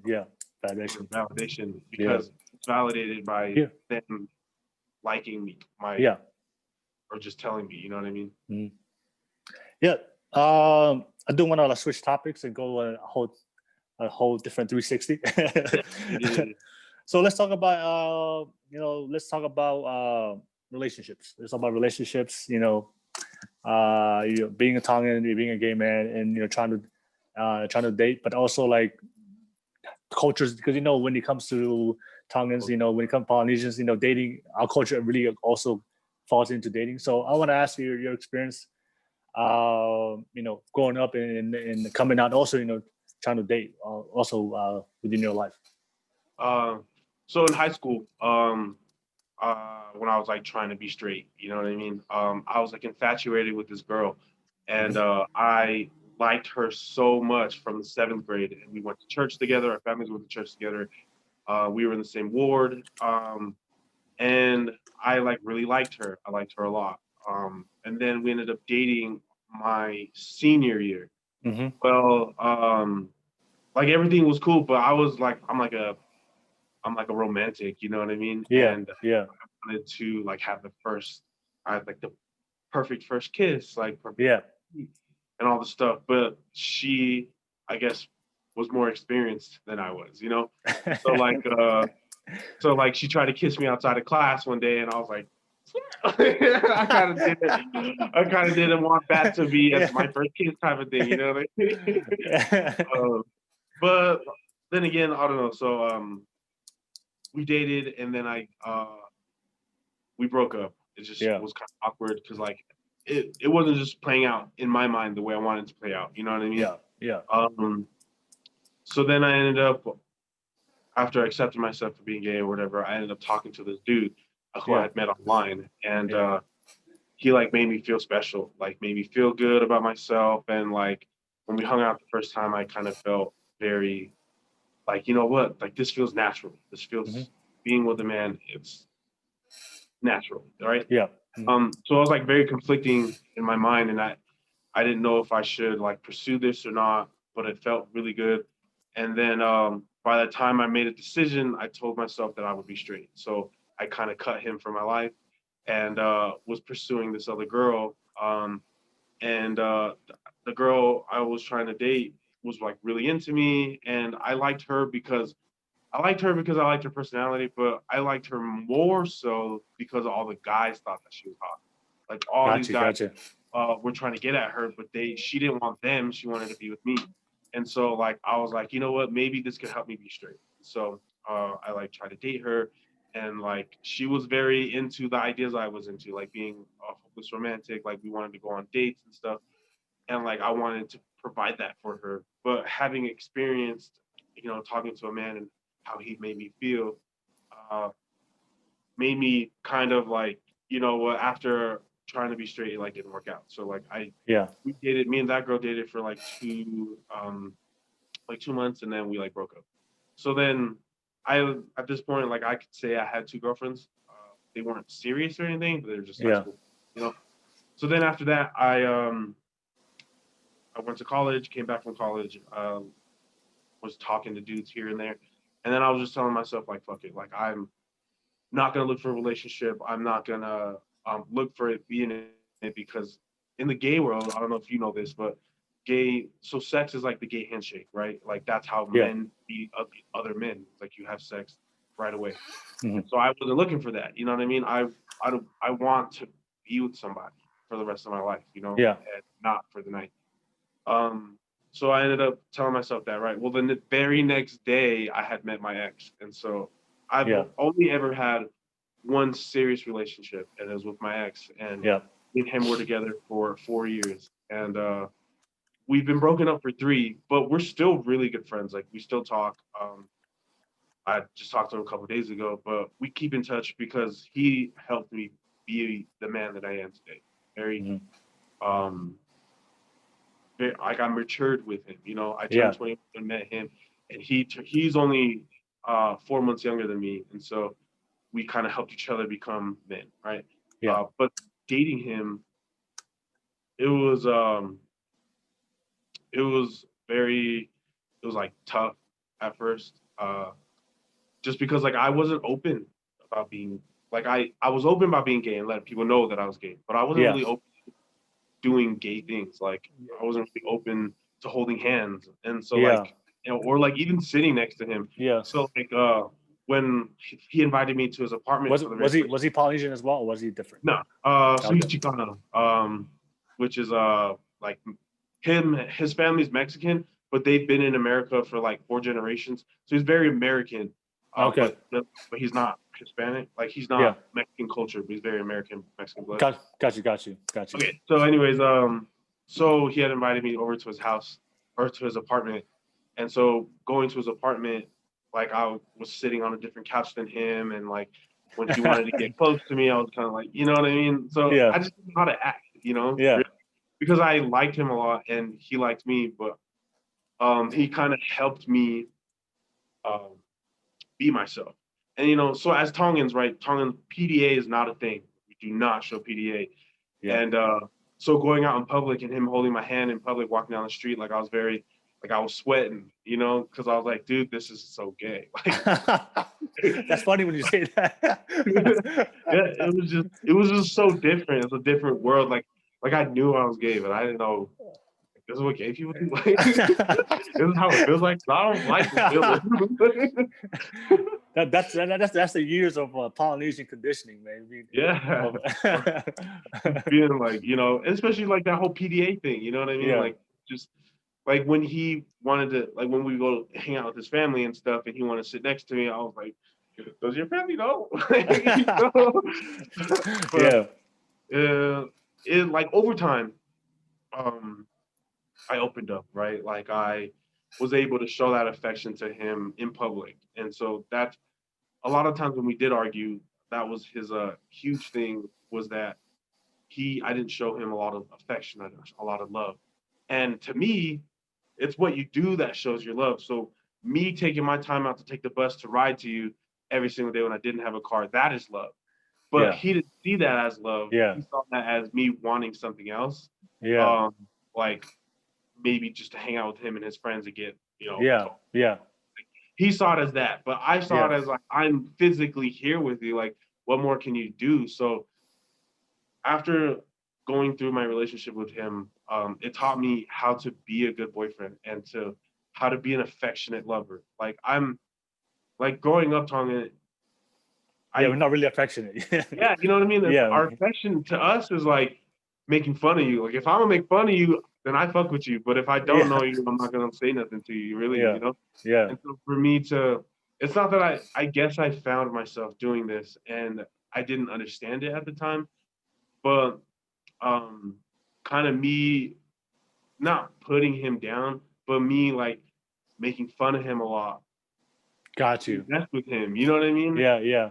So it kind of like tore him, and was just thinking, he was thinking to himself, like, do you really like me? Like, are you love me?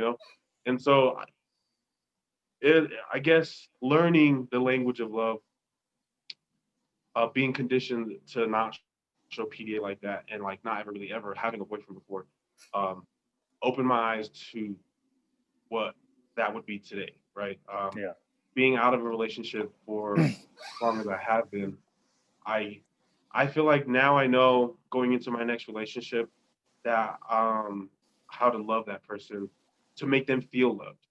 Like I can love them and know that I feel that I love them, but I have to make them believe that I love them.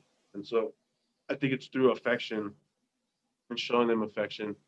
Um, I guess is like the best way. I think I don't. So like I said, I've only dated ever once and been in one serious relationship. So I don't really dating. I take dating very seriously. Like if we're gonna date and we're gonna make this exclusive and put a title on it and make like we are dating, then we're gonna eventually get married. Like I'm not playing around when it comes to dating. Because if you just wanted to talk, we could talk.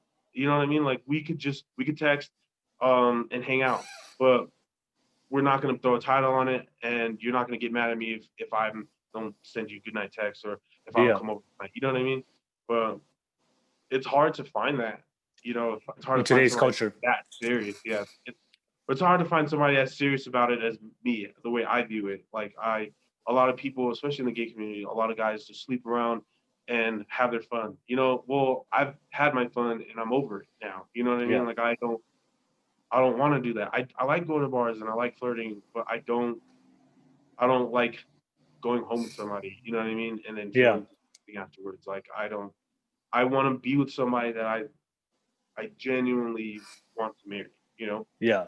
And it's tough to find that. It's tough to find because guys flirt all the time, you know what I mean? And Yeah.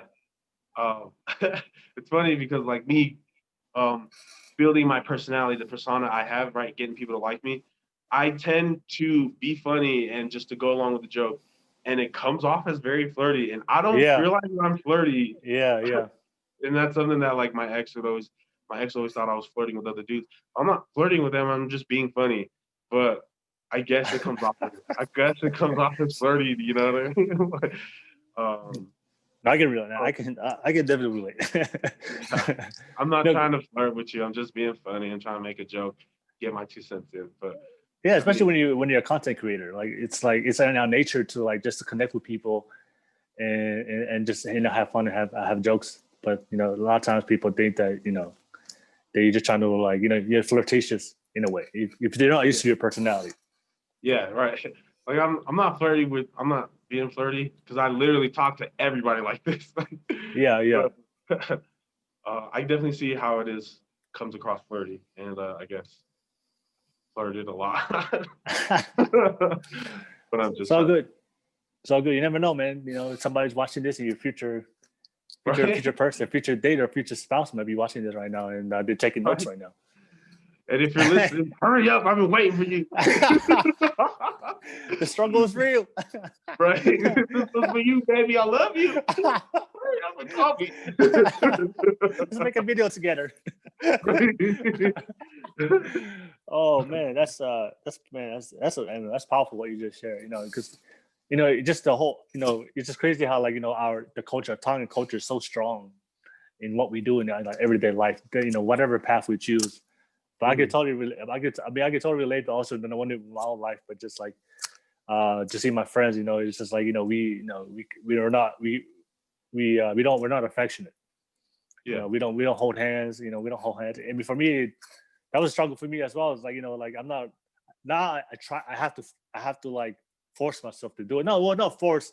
It's just being considerate out of your for the other comfort person. zone. Get out of your Yeah, comfort zone. yeah. Got my comfort zone and just being considerate of what the other person needs of me. That if they need me to be affectionate, then I Yeah, have to do that. That's my responsibility as a partner is to give them what they make them happy as well as the same way they make it happy. But I remember just like not wanting to hold hands or yeah. you know, no what about talk about not being romantic and just do what Tongan guys do. Right. Yeah, Be that macho man, you yeah, know. yeah, yeah. Just be macho all the time, and then hopefully everything works out. But yeah, that's hella funny. Yeah. I know. One thing I did learn with being with my ex is being vulnerable. Like I'm not open to being vulnerable automatically, you know. Yeah, And it was really tough to come out and to be vulnerable to somebody. You know what I mean? Like somebody has your heart in their hands and they could literally like yeah, destroy you, yeah, and I don't, it's like a power move, and I don't like to give that power out ever. And yeah, so for somebody to have that kind of power over me, it was like scary. And so like at times like I was always joking around, but I was never vulnerable. And my ex is very in tune with his feelings. I'm not really, I'm not that great at realizing my feelings. I'm not really good with emotion. Um, and especially like kind of growing up the way I did, I kind of shut myself down. Um, so I don't really know. I can't understand my feelings when I do feel them. hmm Um, but now I'm more when it's okay for me not to understand my feelings. If I just feel it and then understand it later, whatever I'm feeling, I just know that it's natural. Um, I think that helped me a lot into, I guess, understanding myself. Last year, I kind of went through a lot of emotional turmoil, just really not really understanding my feelings, but not really understanding the emotions that show up, and not that I was really anxious last year or having a lot of anxiety, but I felt like I did, I felt very weird and I wanted to cry all the time, but I don't cry. especially as a Tonga man, like we don't cry ever, you know? What is that? I don't know what crying is. Yeah, exactly. Crying is weakness, leaving the body. Yo, like it's crazy. I mean, before I'll give it back to you, but I want to piggyback Go ahead. about crying. I mean, like for me, it's so bad for me, especially when it comes to relationships. Like it's really hard for me to cry, um, in especially when it comes to like emotional moments in relationships or in life in general. Like even funerals, like it's hard for me to I do feel it. I do feel the heavy emotion, but I can't physically cry. And I've actually like had people rub people the wrong way, especially when it comes to my people I try to get a relationship with, is when we're sharing a deep moment or maybe a deep moment with and then I don't show like vulnerability or cry in that moment or care, and then sometimes I try to force it, and then it looks like I'm being forced, or I'm just being like a douchebag, Yeah, yeah, fake. Yeah, so it's just it's one of the things I struggle with, but I guess damn man, that Tongan upbringing, man, it's hardcore, man. Yeah, it was yeah, being not vulnerable, I think is I guess it's deep rooted in Tongans, right? It's like but it's weird though, because it's weird that it's weird for us Tongans to be like that because we're not vulnerable. But every time you go to a guy, somebody gets up and then he's like, Yeah.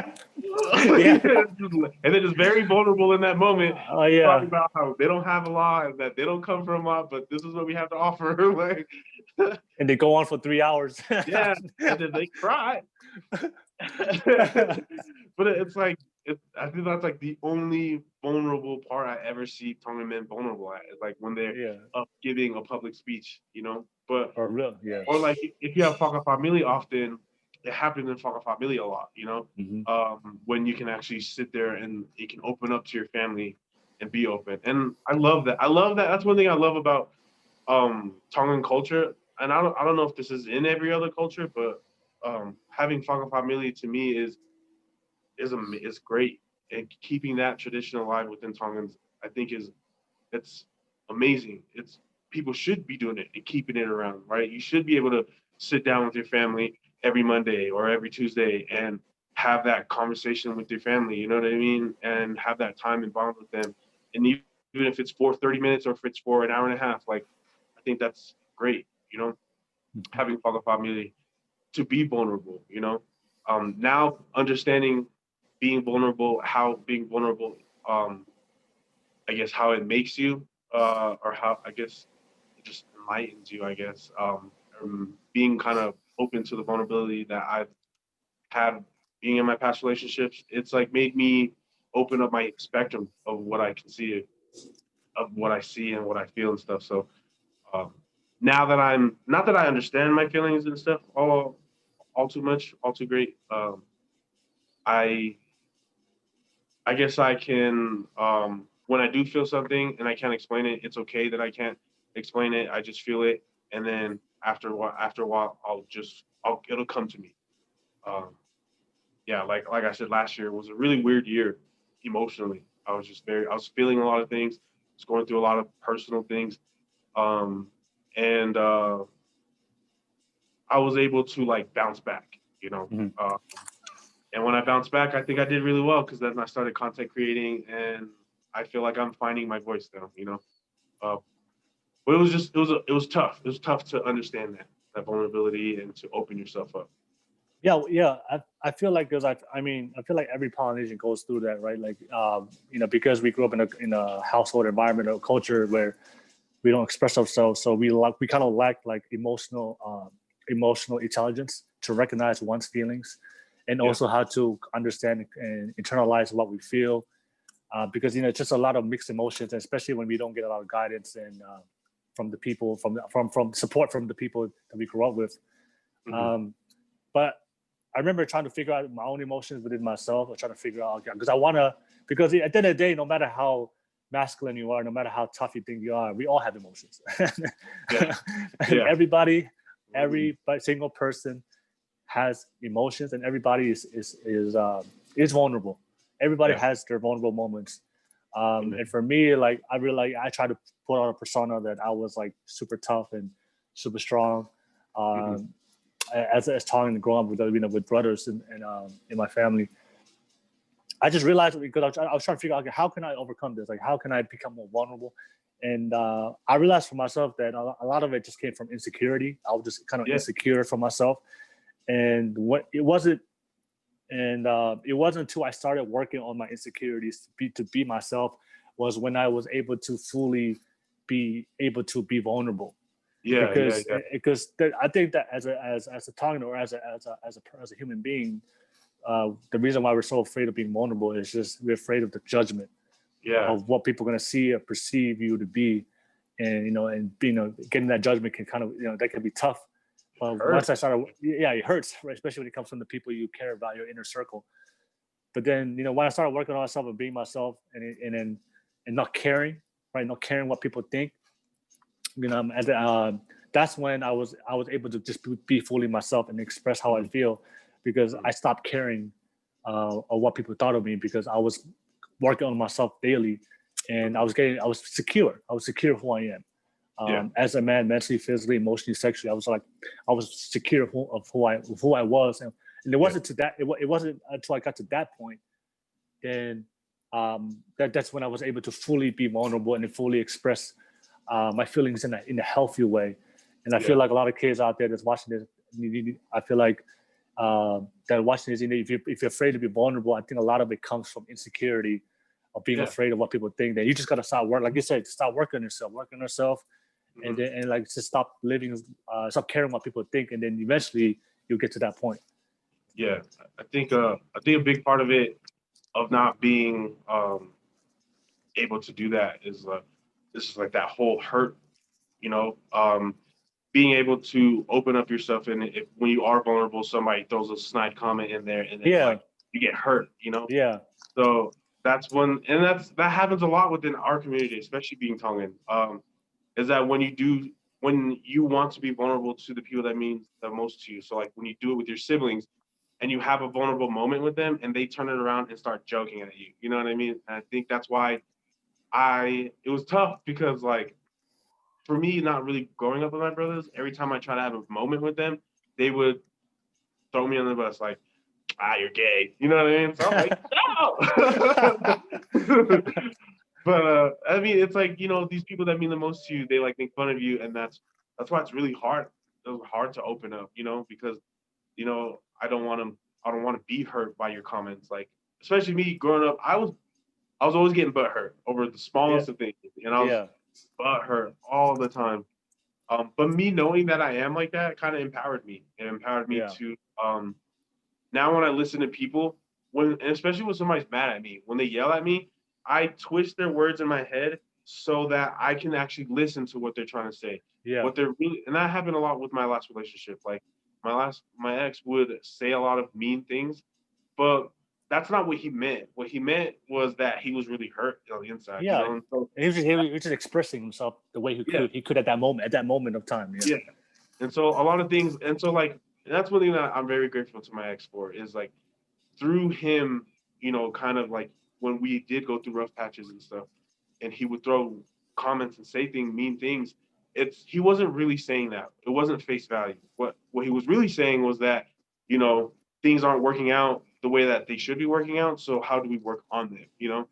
And so being able to do that and twist these words and really see what they really mean helps me be vulnerable in a way where when people make comments to me, like when they say mean things, it makes me realize, okay, you're not really saying that to be mean. You're saying that because, there's a deeper rooted reason of you being me, And so now I don't get as butthurt as I used to, because I'm more understanding. When people say a lot of things to me, or say mean things, I know it's not them trying to be mean, unless they're like literally legit just being mean. But you're just a terrible person. Which that could be the thing. But in reality though, like it's helped me a lot. Like I've been able to, I guess, just really understand what you're trying to say when people are making these comments. So like I'm open. That's why I'm very open now. vulnerable, I guess, to receiving comments and stuff, because I'll take it and I'll grow from it. You know, it's not easy to do, not an easy thing to do. Oh yeah. Just put it out there. Like Yeah, it took me my whole life to figure this out. yeah, It's like you don't figure this out. You never figure this out in high school in your early years. And also you're gonna have to go to a lot of shit. yeah. It takes practice. Definitely takes practice. Yeah, You know, yeah, especially like when I'm saying, like me and my dad, we talk a lot, but when we talk, we argue all the time. Like, yeah, and we argue a lot about like gay topics about gays, right? And a lot of things that my dad says, uh, I have to do the same thing. My dad says one thing, but he means another, and so he'll say something extremely mean or extremely like that. Like that's some BS, but that's not what he meant. What he meant was something else. So you have to find the other meaning. And because me and my dad argue a lot, I've gotten better at it. So yeah, it's super tough, especially if you're not used to it. yeah. But that's it's helped me, I guess. It's helped me a lot into just being more understanding to other people, and into, I guess, my own life. Super Hey, hard. and But what you and I think what you shared was really important. Like learning to listen. I think that's one of the most important things you can do, especially when it comes to understanding, accepting people. yeah, I think one of my favorite quotes is, we should listen. We should listen to understand instead of listening to reply. A lot of people are listening, but they listen to reply. They don't even listen to what you say. yeah, But if you take the time to listen to somebody to understand it, then you can get to the root of the problem yeah, instead of and figure out why they're frustrated. Because clearly, if they're frustrated, there's a reason. yeah, So the faster you can find out that reason, the faster you guys can come together. So yeah. I do want to also talk about something that I feel like there's something that's kind of it is important in our community, also in the world as well. It's like I want to talk about mental health. The anxieties, the fears, and insecurities, because I feel like depending on your situation, depending on your culture, depending on your household, our mental health and anxieties and fears and insecurities that we all have, it always starts at home. Mhm. I know Mormons will always say, love always starts at home. But I feel like that quote is universal for everything in life when it comes to happiness, peace, relationships. Everything starts at home. Well, everything starts with yourself. So I want to talk about your experience with mental health. Also, what you see among your friends, what you see among other Polynesians with your family and friends, what kind of things they go through with mental health. As far as anxieties and fears and the insecurities that we go through, being not only as a man, but also as a Tongan man. And I want to get your thoughts on it, because I feel like that's a topic that and things something that goes on every single day. It's a silent battles that people deal with every day. Cool. So when you say mental health, what sticks out right away to me, I have two brothers that are clinically diagnosed bipolar, Yep. and one of them, his is mild, and my other brother was extreme. It was Okay.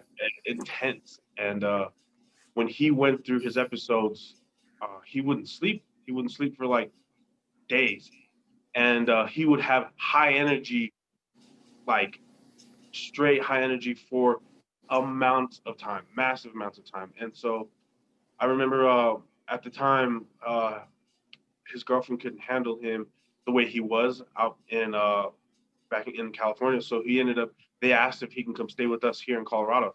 And so he came over and stayed with us. But when he came and stayed with us, it was intense. Yeah. My brother wouldn't sleep, and he had high energy all the time. So he would keep me up at night. And so like I was working all the time, working two jobs. And every time I came home, my brother would keep me up. And if I didn't stay up with him, my brother would threaten to throw me through the wall, to beat me up.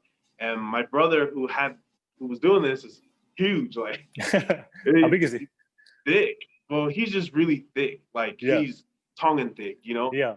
He's 6 foot, and one of my hands, and I have pretty pretty Tongan-sized hands. Yes. One of my hands, two of my hands is one of his hands. Like he's just overall really yeah. big. You know, Yeah. those Tongans are like that. Yeah. But he's also pretty fit.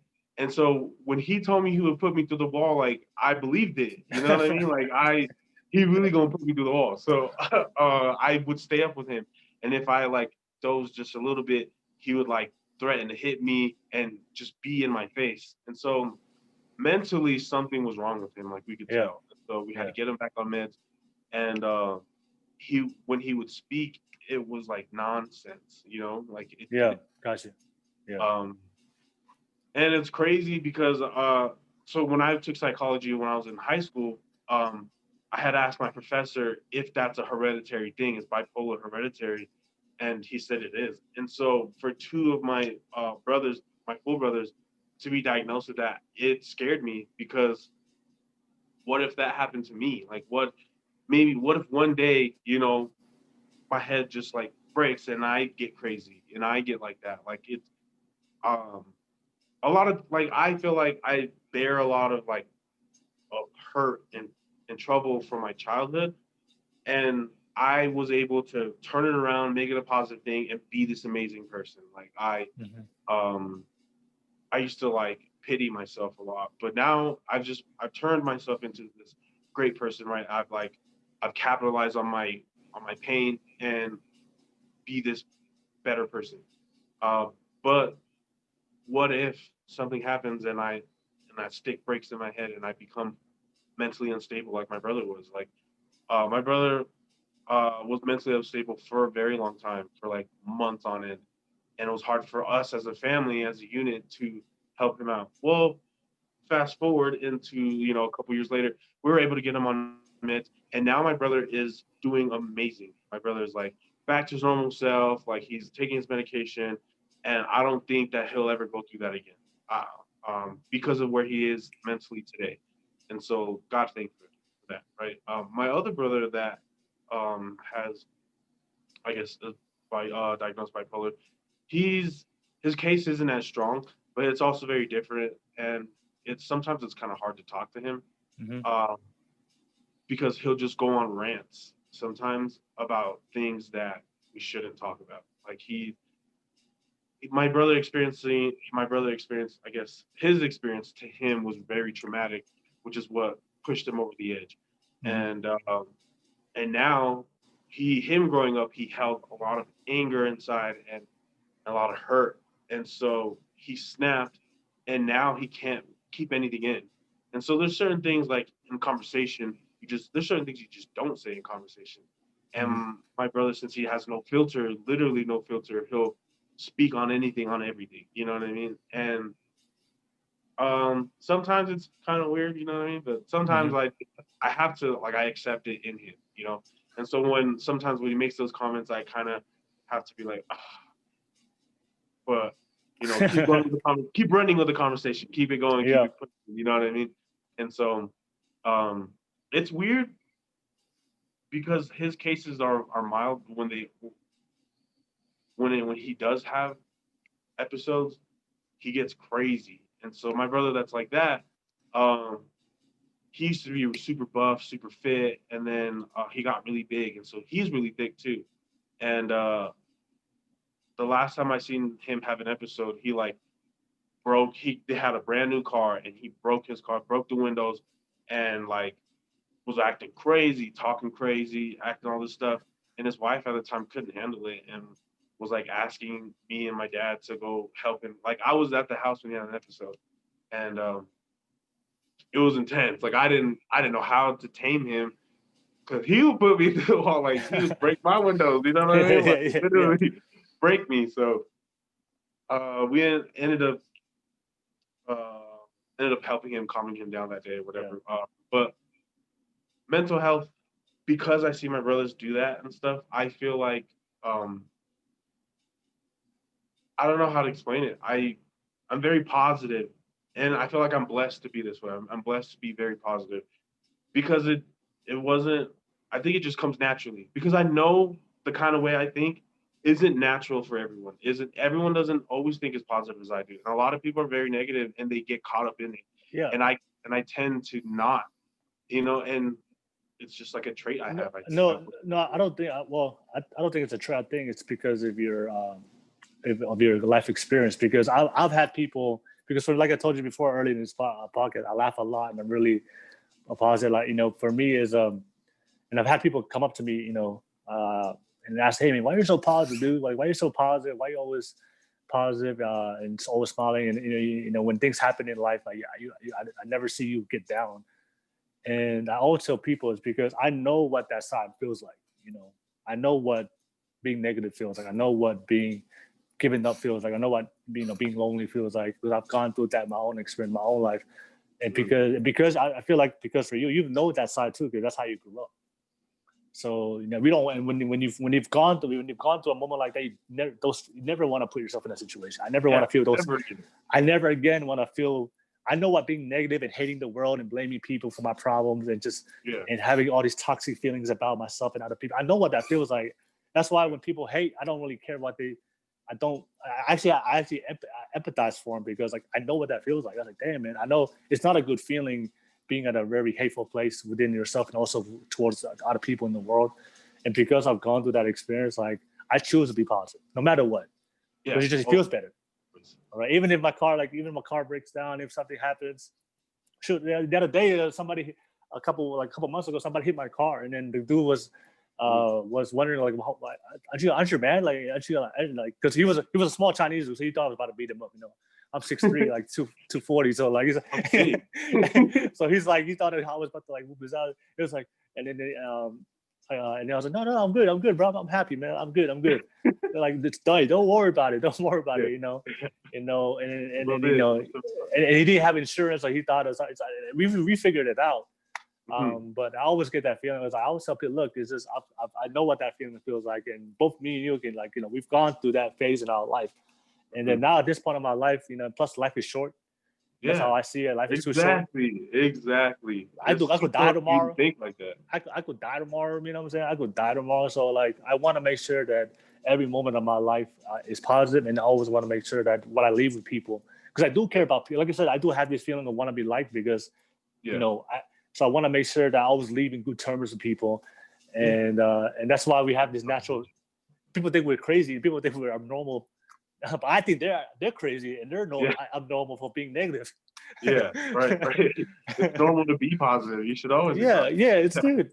Like we live in a culture now that being too happy, being too positive is now like a flaw in your character. It's a crazy world we live in. You're happy all the time. So what's really wrong with you? Nothing's wrong. Or I've heard. I had a girl say that to me on a date before. She's like, "What's the catch? Yeah, you're too happy." Wait, why are you always happy? What is that? Like, you're a serial killer? Are you a serial killer and behind closed doors or something? Yeah, right. I was like maybe, but right. But that doesn't matter. What matters is. But hey, if you want to find out for real, you gotta hop on this train. Right. But I want to ask you, just looking back at everything you went through in your life, like, because I know one day you're gonna have your own, you're gonna get married one day, you're gonna have your own family, I know it's possible, I know it's happening. What would you do different? Growing up in our culture as a Tongan man, growing up experiencing all the things you went through, what are you gonna do different? And also share the things. Can you also share like what things you're doing different now of how you live your life that's opposite of what you were taught and grew up in the Tongan culture? If you can share what you're doing now, also when you do have a family one day and you do have kids one day, what is going to be different about how you're gonna create a new life for yourself? So I'm also interested because that's something I love, because I feel like it's like I told you before, part of doing this podcast because I want to help out people. And like I said, it's our responsibility. No matter how bad your life, anybody watching this, no matter how bad your life and what you went through, it's still your responsibility to change. Moving forward. So I want to ask you. I want to ask you that question. And so what do you do now that's different? That's totally opposite of what you grew up in, and also down the line and of when you do have a family and kids one day, what are you going to do differently? That's opposite from our Tongan culture that you grew up in. So like the Tongan culture I grew up in was anga whakatonga, right? Yeah. Like other people could be what they are, but you can't do that because you're Tongan. You know what I mean? Yeah.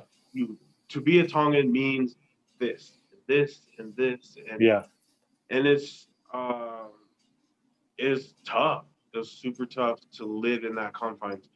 Um, because like we see it as rules and things that are set. Mhm. But the way that my grandma explains it to me, and I'm very close to my grandma, it's pride. You know, you have to pride yourself in being a Tongan, and so because you are Tongan, you have to do this. Because you are Yeah. Tongan, be proud that you do this. Be proud that you are this way. And there's a lot of things I'm a Tonga that I don't do today. Like I claim Tongan because I am Tongan, and I feel like I'm very Tongan, but um, I'm just a modernized Tongan. Um, Yep. when living in America, like I'm Hmm. very Tongan American rather than Tongan. Um, I think what I do now that's very different is that I don't like it's like there's just a couple things, or not a couple, there's just a lot of things actually. A lot of things are just racing through my mind. A Name the really big big ones. thing is, yeah, a really big thing that I do now is that I hang out with my sisters, like, Mhm. brothers and sisters not supposed to hang out in the same room. They're not supposed to, be in the room alone together and stuff. But me and my sisters are very close. I'm very close to my sisters. Um, and being openly gay, like being openly Yep. who I am, that's a very big one. I still, like everyone in the Tongan community out here knows I'm gay, but I still show up to church when I go because my mom goes to church, and then Mhm. so I show up every now and then and stuff, and I don't feel shunned. Yeah. I feel the love when I'm there, so I guess I don't hide who I am on the inside. You know what I mean? Hmm. Um, and like I love to drink and like party and stuff. Yeah. Yep. So you're not supposed to do that, but I do that a lot. Um, I think a really big thing is just like religion. My whole family is very religious. And even my mom. My mom's not Mormon, but she's Christian. And me, I have my. It's not that I like belong to any church or anything like that, but I feel like I have my Hmm. own personal relationship with God. And as long Hmm. as you have your own personal relationship with whatever you believe in, like that's what matters. Bro, I say that one more time for people in the back. Man. Please say that one more time. it's just like having your own personal relationship with what you believe in. That you don't need to be Mormon to be saved or To feel be, God's love. yeah, exactly. Like I said, I have my own personal relationship with God, and that's enough for me. That's good. Yeah. Like no one should judge me, and I don't judge anybody else. Hmm. Um, I having that own personal relationship, it like solidifies my faith. Um, because I don't believe in what everyone believes in. I do believe that we're here for a reason, right? And Hmm. I do believe that if God made us, He made me, and He knows that I didn't want this. I didn't want to be here. I didn't want to be living this life that I live. But I have to take my chips and run with it. I have to make like lemonade out of lemons. Like Yeah. I got to do the best of the things Yeah. that I can to me. And if that was given to me, that was given to me to empower me. You And gotta so play the hand that you've been dealt in life. yeah, and you gotta live with it and you gotta run with it. Don't make it, you know what I mean? Like don't hinder yourself from it. So Mhm. um I would preach that. Say if I have my own family, get married, have kids, I would preach that my kids, you know what I mean, go out there. I would for one definitely have their backs. Yeah. That's something I didn't really have growing up is somebody having my back. It was either right or wrong and that was it. But even when I was right, or even when I was wrong, you know, a lot of kids grow up with this where their parents will back them up even when they're wrong. And so my dad is not that kind of person. My dad's very, if you're wrong, you're wrong. You're right, or right. My mom's Yeah. kind of opposite. You know what I mean? Like even if my son is wrong, like my son is right, type of thing. Yeah. She's like that now. She wasn't like that before, but But that's the kind of love I want to show. Like, I want to show that. I want to show my kids, when I do have kids, that kind of love, that you do whatever you want to do in life and I will back you up, And I just want to, I guess, give that to my kids if I ever have kids. Um, I especially give them the kind of experiences that I didn't have, as far as like, uh, love and affection and listening to them, you know what I mean? And not pushing them to the side and really listening to their problems. Um, so what I do, sorry, excuse me. Yep. So my little sister, I have a little sister that's 14, and her growing up, um, her dad is like my stepdad, right? Mm-hmm. But my parents got a divorce when we were younger. Um, her her dad got divorced by his mom when she was really young. She's like Yeah. maybe one or two. And Mm-hmm. so like he ended up leaving and it was just me and my mom and my sister. And so I had to get a job so I could help support my mom. Then I was going to school and I was playing football. And so like I was always busy. But uh she ended up like getting bounced back and forth from here in Tonga. And so she would Got live you. here, go to school. She'd go to Tonga, go to school, come back over here, go to school, go back to Tonga, go to school, come back. So she's been back here for about 3 years now. And so her relationship with her dad is getting better. Um, and so she sees her dad more often now, um, as opposed to where it was before. And um, I think it's played a lot of, it's played into her mind, right? Not really having a father, but I've kind of stepped into that role. And Be that figure. not that, Yep. yeah, not that I'm like her dad or anything, but I've definitely been an authority figure in her life. And Yeah. um, and when I get mad at her, she takes it seriously. Whereas if her dad gets mad at her, she doesn't take it as serious. Yeah. So I noticed that in kind of raising my sister, um, I've noticed some bad traits about myself that I'm working on. And um, me and my sister growing up, I was kind of like I was there for her, but I was kind of mean to her. And and it's not that I was like mean to her on purpose or anything, but I guess I was just trying to figure out myself, right? Yeah. You were trying to still figure out who you were going through your own stuff in life. Yeah. Right. But see now that I'm a lot older, and she's older, we're 15 years apart. Mhm. And that understanding is what's really tough. But now that we're older, I've been able to understand her more.